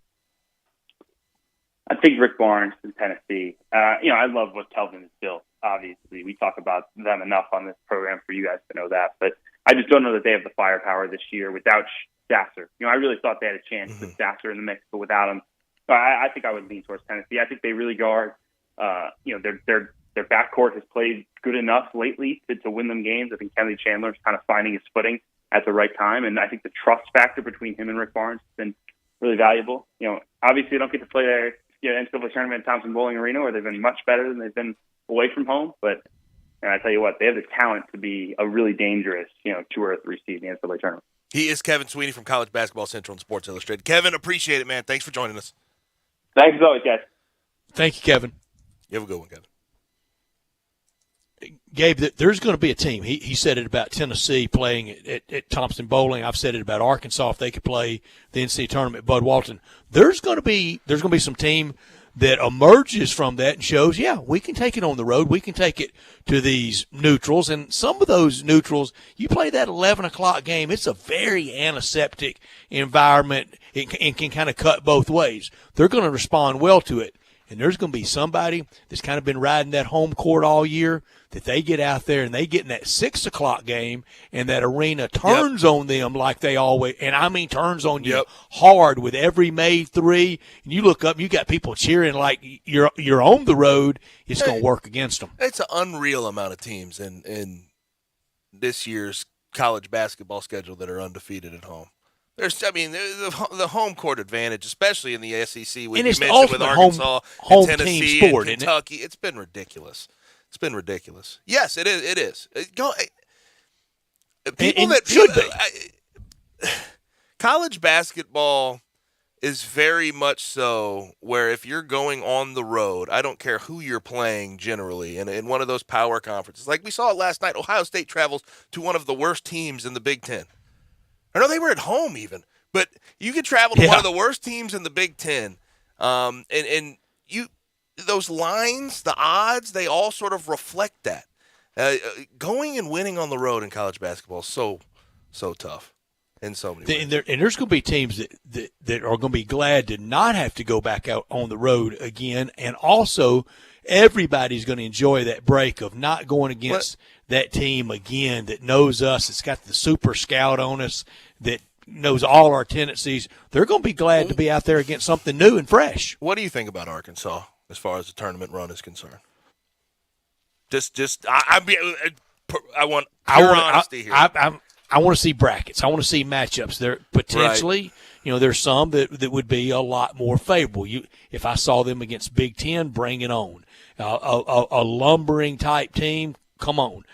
And then there are others that I'm worried about if the shots aren't falling, because you go back, and I'm sorry to do this, but I almost always go to your least flattering day, least flattering games. And when I think of Hofstra, when I think of Mississippi State at home, Vanderbilt at home, not really anything that ugly on the road. Even that loss at Alabama, they fought back and didn't play particularly well and only ended up coming up 1 point short.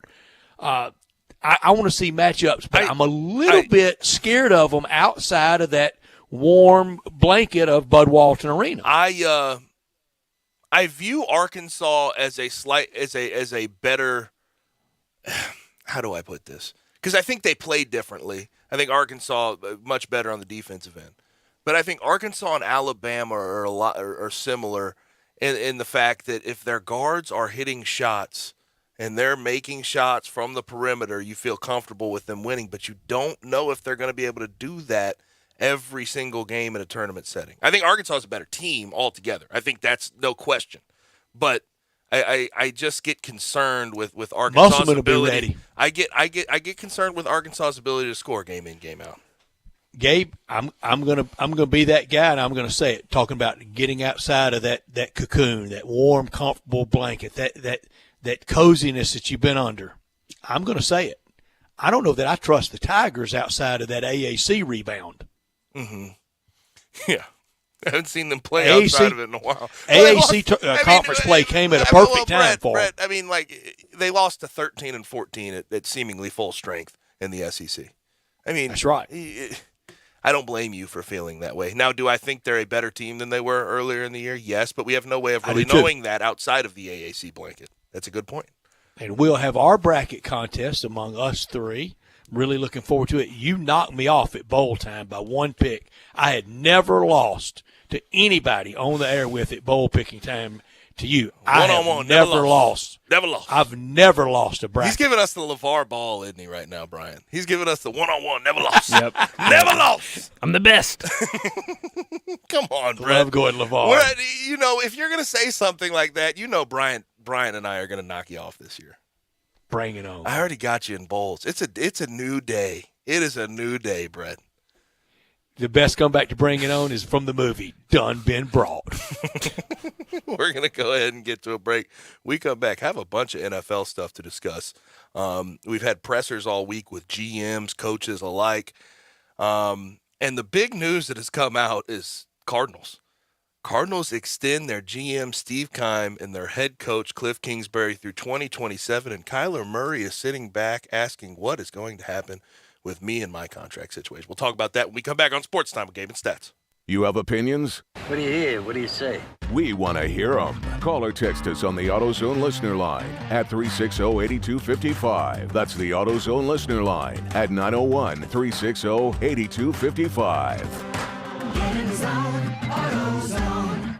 Brian Elder's Roofing Solutions. I'm Brian Elder. There are a lot of ways to ruin your roof. Probably none worse than ice and snow.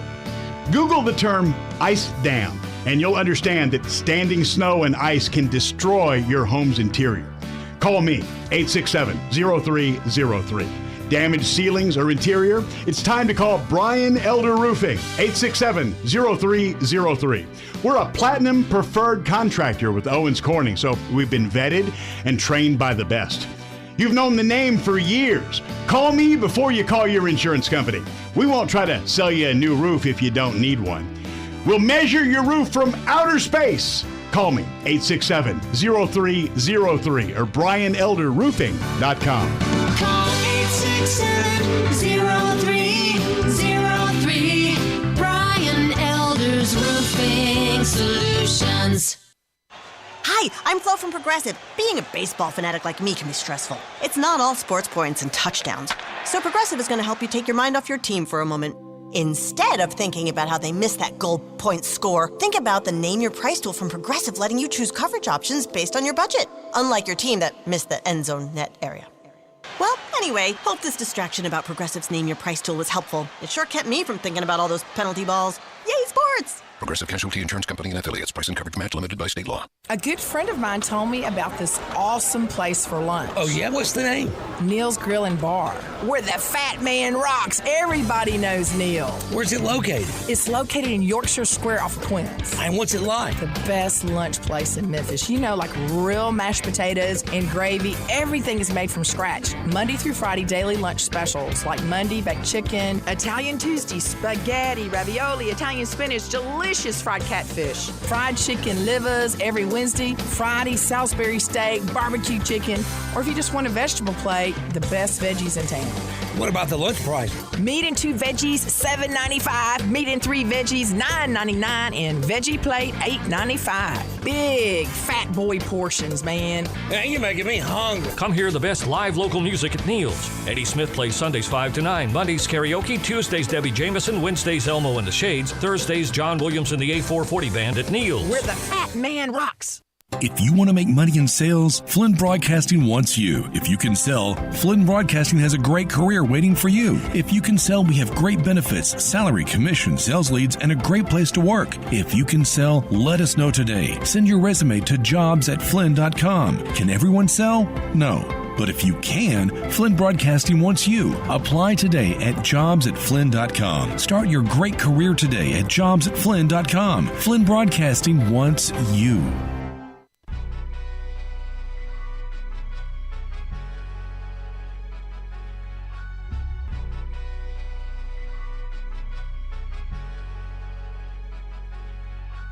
Now, back to Sports Time on Sports 56. This hour is brought to you by DeSoto Auto Sales. Here once again are Brett Norsworthy and Gabe Kuhn.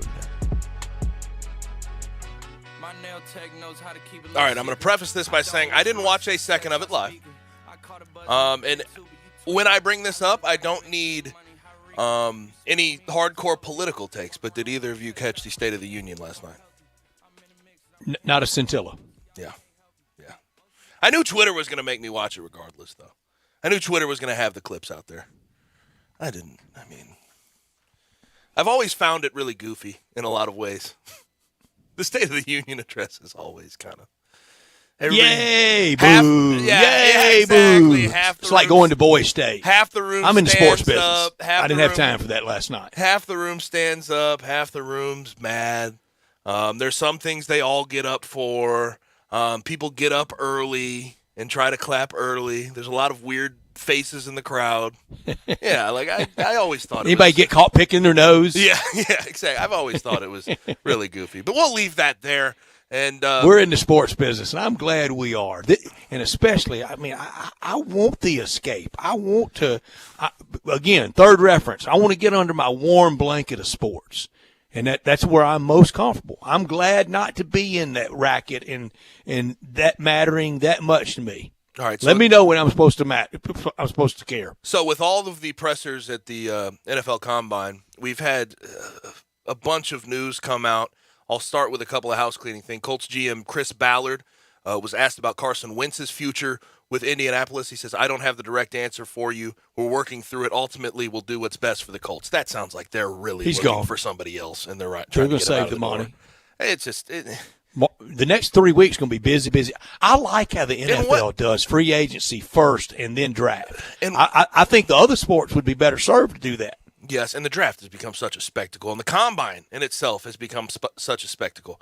They found a way to make everything about the NFL a money-making just parade. It's great for them. Gabe, I got a friend of mine, an attorney, very smart guy, and he means to mispronounce the word when he does it, and he pronounces spectacle as spectacle. The NFL has managed to make a spectacle out of everything, and they want to. I think he's emphasizing the wrong syllables there. Yes, he is. He is doing that. He's doing it intentionally, and they could make appointment TV out of what's one of the more somebody sitting in a hot tub. They find a way. They find a way. Also, more quarterback news. Pete Carroll says the Seahawks have no intention to move Russell Wilson this offseason. Whatever. We'll see. Because with Russell Wilson, I saw him on NBC News yesterday. I don't know if you guys saw it. But he's saying he was a Seahawk right now and he loves it. And Sierra, his wife, sitting right next to him. Every time he referred to still being a Seahawk and being happy in a situation, her face was just dead straight. Every time someone else who was interviewing was making a reference to him possibly leaving Seattle, she was smiling with, all her teeth showed. She was glowing when they said there was a chance he could. You ever been to Seattle? He could leave Seattle. Yeah, I have. I have family. I have not. Family that live at Bainbridge Island. Take a ferry across the Sound. Yeah, haven't been there in a while though. I went there in the winter last time I went. So never seen sunshine. No, there's not much sunshine, and it is freezing in the winter. Freezing. I'd like to go to a Washington Huskies game at Husky Stadium in Seattle. Mm-hmm. What do you think ultimately happens with Russell Wilson?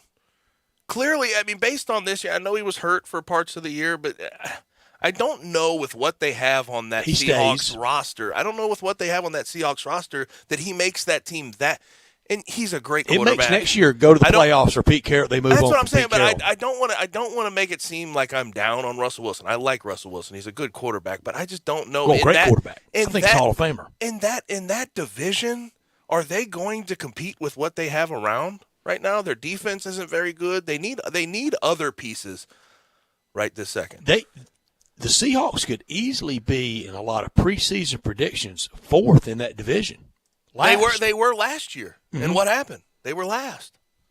The other three teams made the playoffs.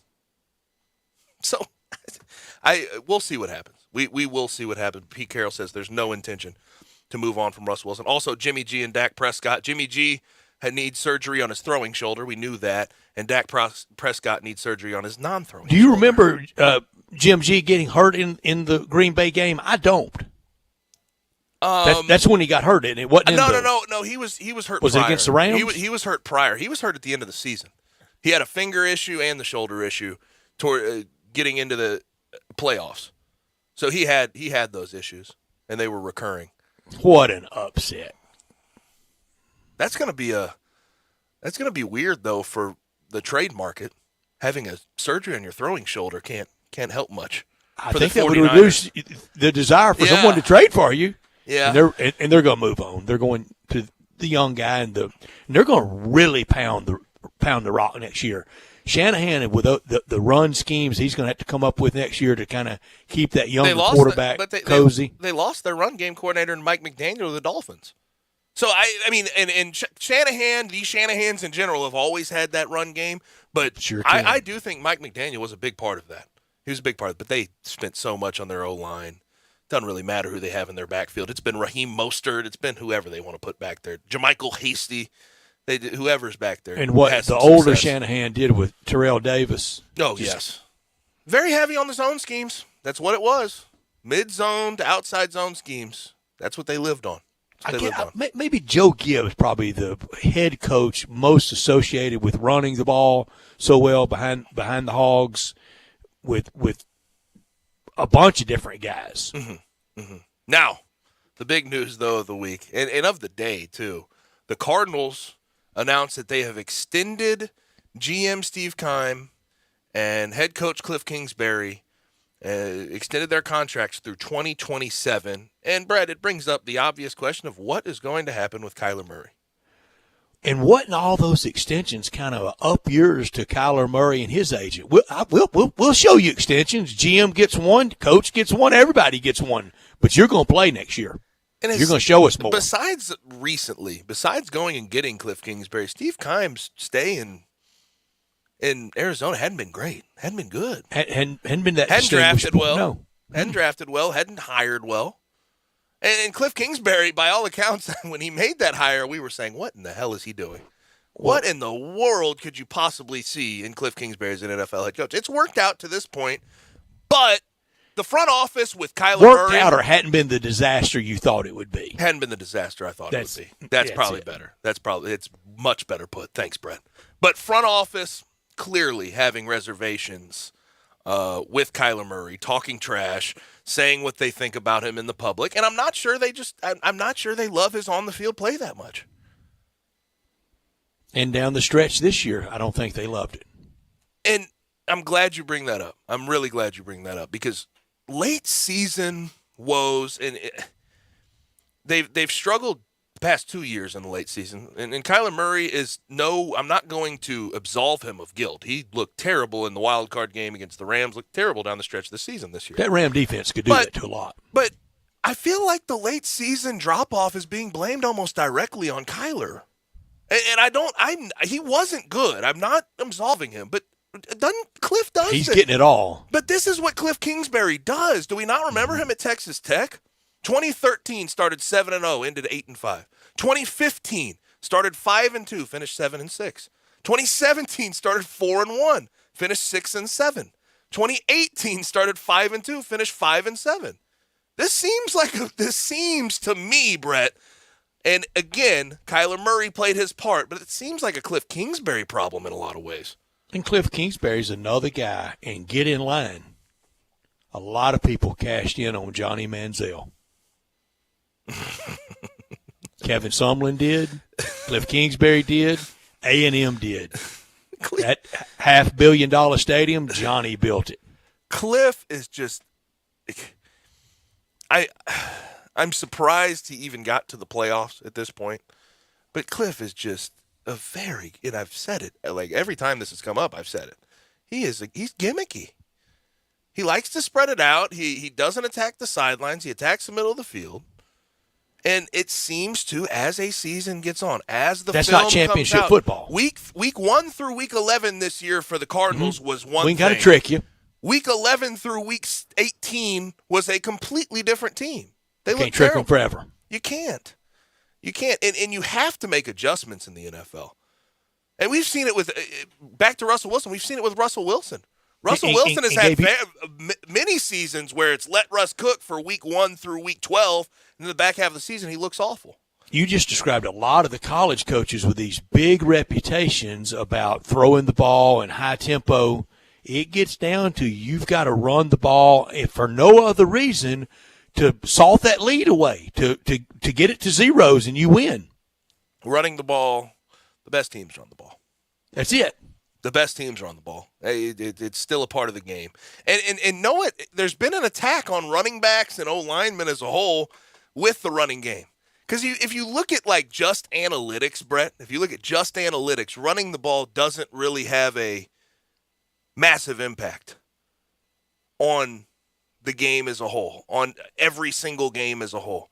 But it does establish a attitude, and it weakens the other team. It does. Body blows. Your defense is sitting and watching while that other one's out there gasping for air. Yes, grinding. So, yeah. Is there a better feeling when you know you got it yo-yoing, it's rolling, and that other side's just on their heels? Oh, there's no. Absolutely not. When they have to call a timeout or fake an injury, you feel great. You got them. Yeah. You don't like them faking an injury, though. But as I said yesterday, we need to find a way to fix that. But that's taught in every single program. I don't know a single program that's not taught in. It is. I think it's going to be easily fixed with that player is out.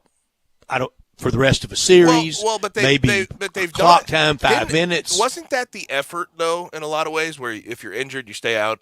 Injured or your helmet comes off, you stay out for one play. Wasn't that sort of the effort? But you think extending that to the end of a series? Oh yeah, I think it should. And then cleared by a medical official. Yeah, Yes, I think that would help, but I don't think that would solve the problem. How hard are you? I think that would help. I don't think that would solve it, Brett. I don't think that would solve the problem. I think it would have to be a lot more of a punitive action. You'd have to be the best is when two guys go down and the other one didn't know the other one was going down. And it's frustrating because you can't tell if someone's you can't tell if someone's actually faking, right? And the worst part of it is when someone's really hurt and the crowd boos. Yes, exactly. Like it happened in Iowa this year against Penn State. I mean, and the guy he's really hurt. The guy tore his ACL, and you had Kirk Ferentz on a Sunday afternoon saying, "I can't believe they faked those injuries." He tore his ACL. Kirk, shut up. Yeah, we got X-rays to prove it. Yeah, it's not like you have some high-powered offense either, Kirk. But yeah, some things to fix. I hope they fix it, and they've put an emphasis on it this offseason. So hopefully they come with something at some point. Now we're gonna go ahead and get to our final break of the day. When we come back, it'll be time for Taco Bell Crunch Time. Sports 56 Happy Hour with Johnny Radio, presented by Tito's Vodka, from 11 to 1 every weekday on Sports 56 and 98.5 FM.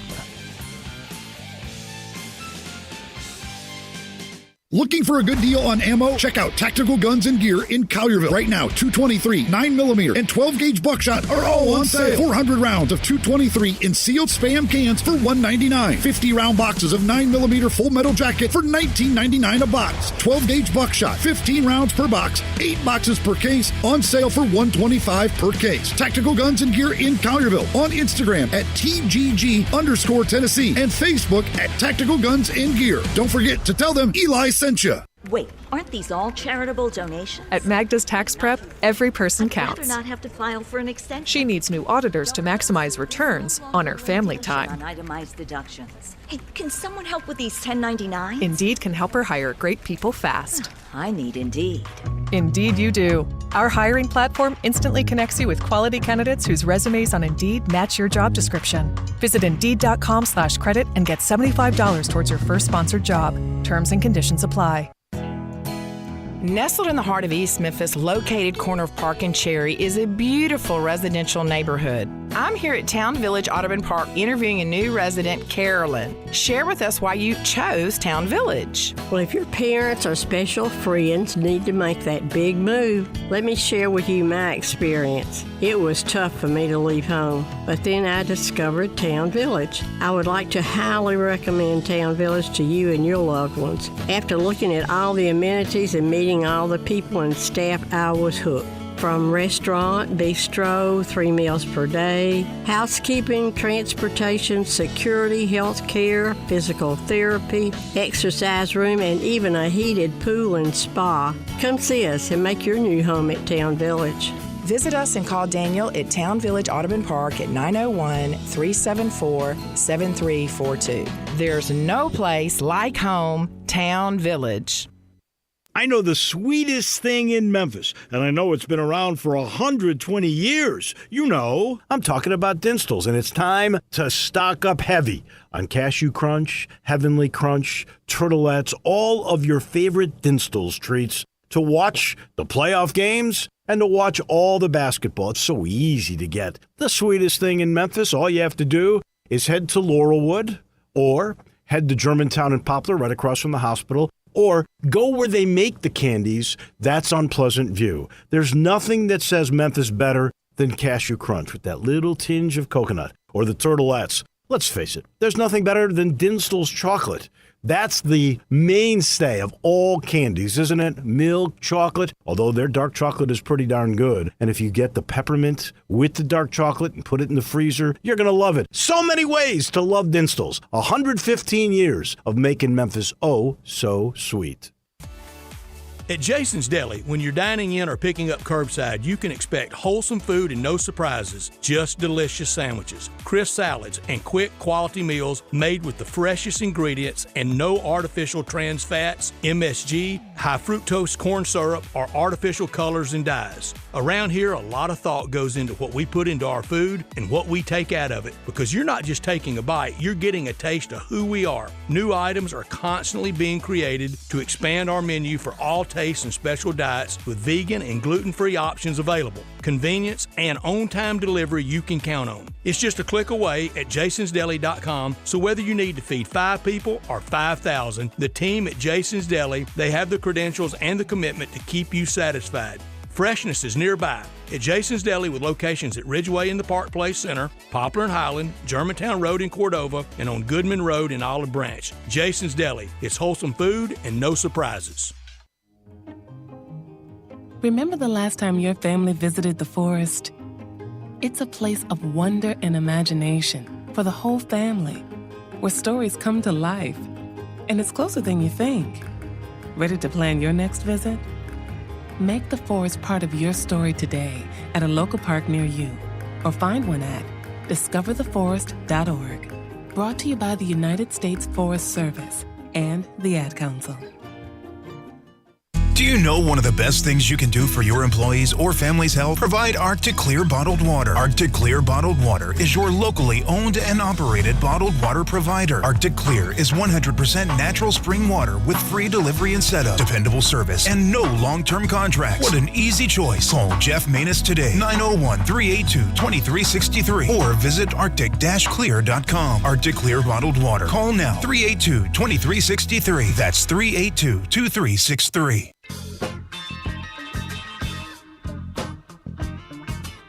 Now, back to Sports Time on Sports 56. This hour is brought to you by DeSoto Auto Sales. Here once again are Brett Norsworthy and Gabe Kuhn. Go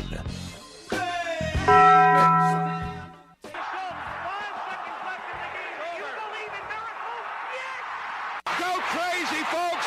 Go crazy! This is for all the biggest crunch time. You are looking live. In your life have you seen anything like that? Goodbye! It's obviously crunch time. Hammer, nail, coffin, this baby is over. The double steak grilled cheese burrito, so good. Double the steak with nacho cheese sauce, seasoned rice, red strips, sour cream, and the 3-cheese blend wrapped inside a warm flour tortilla, with even more 3-cheese blend grilled on the top. The double steak grilled cheese burrito, it hits the spot now at Taco Bell. And at Taco Bell, when they say they are feeding people's lives with unexpected good, they mean it. Bowl food you can't get anywhere else. So a pretty sobering story I learned today. Cain Velasquez, who's a former UFC heavyweight champion, actually shot a man yesterday, and he was booked for attempted murder in San Jose by San Jose PD. And there was the questions all over, why did he do this? What could possibly bring a man to shoot another man? And it came out today that he shot at a man accused of molesting a younger family member of him. And there's been a lot of people sort of supporting Cain Velasquez. I don't think anybody supports any type of gun violence, but just a terrible story, terrible ending for a guy who seemingly is a multimillionaire and just put himself in a position to be behind bars for a long, long time. Always two sides to everything. I learned today that the Grizzlies' magic number to just be the 3 seed, it's 18. It's 4. The magic number is 4 just to be in the play-in. Grizzlies are going to be in the playoffs. It's a matter of where. Will it be 2? Will it be 3?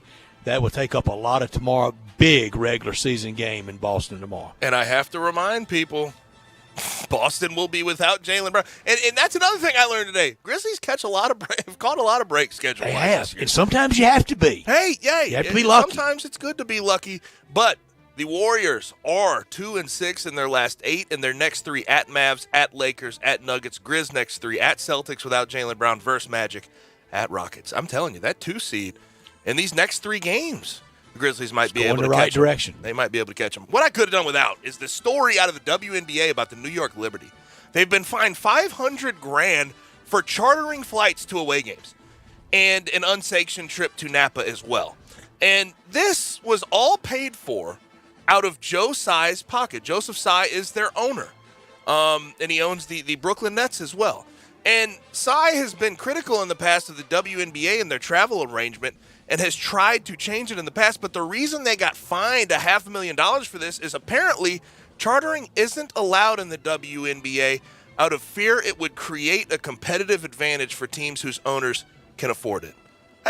Why are we? Why holds people back? There should be better. There should be no punitive action for an owner who decides to pay out of his own pocket for his players to get luxuries. I wonder who the first NBA owner said, all right, I'm tired of my guys at baggage claim. I'm tired of them waiting, for the D.C. to Chicago flight and decided to go private charter. I think it's a good thing. It's obviously a good thing Joe Tsai's done. And Sabrina Ionescu raised the ante, up the ante. Sabrina Ionescu came out on Twitter and said this is an absolute joke. And I hope they figure out something behind closed doors because no one should be getting fined $500,000.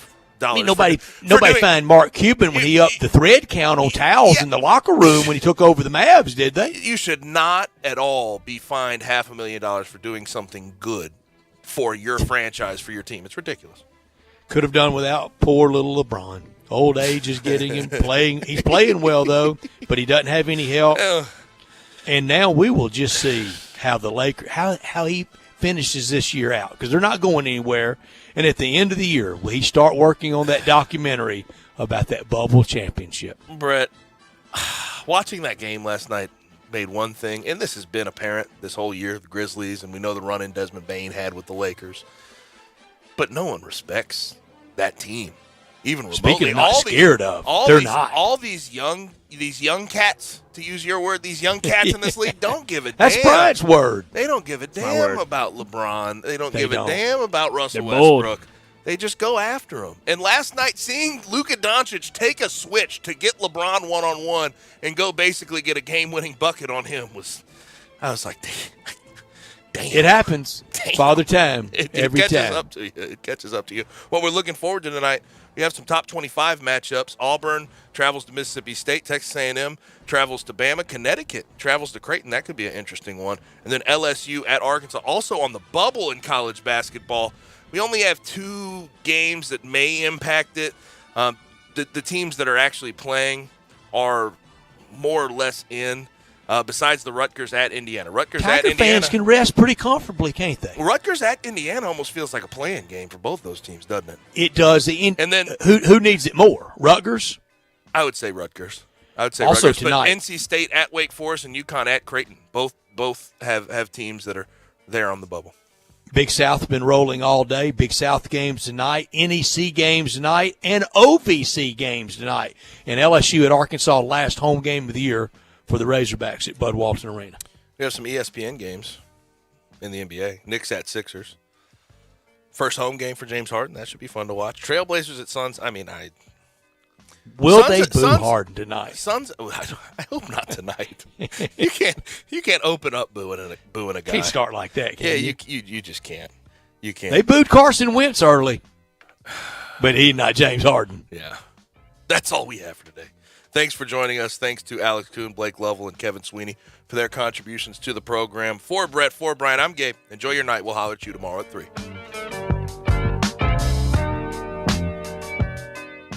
I often say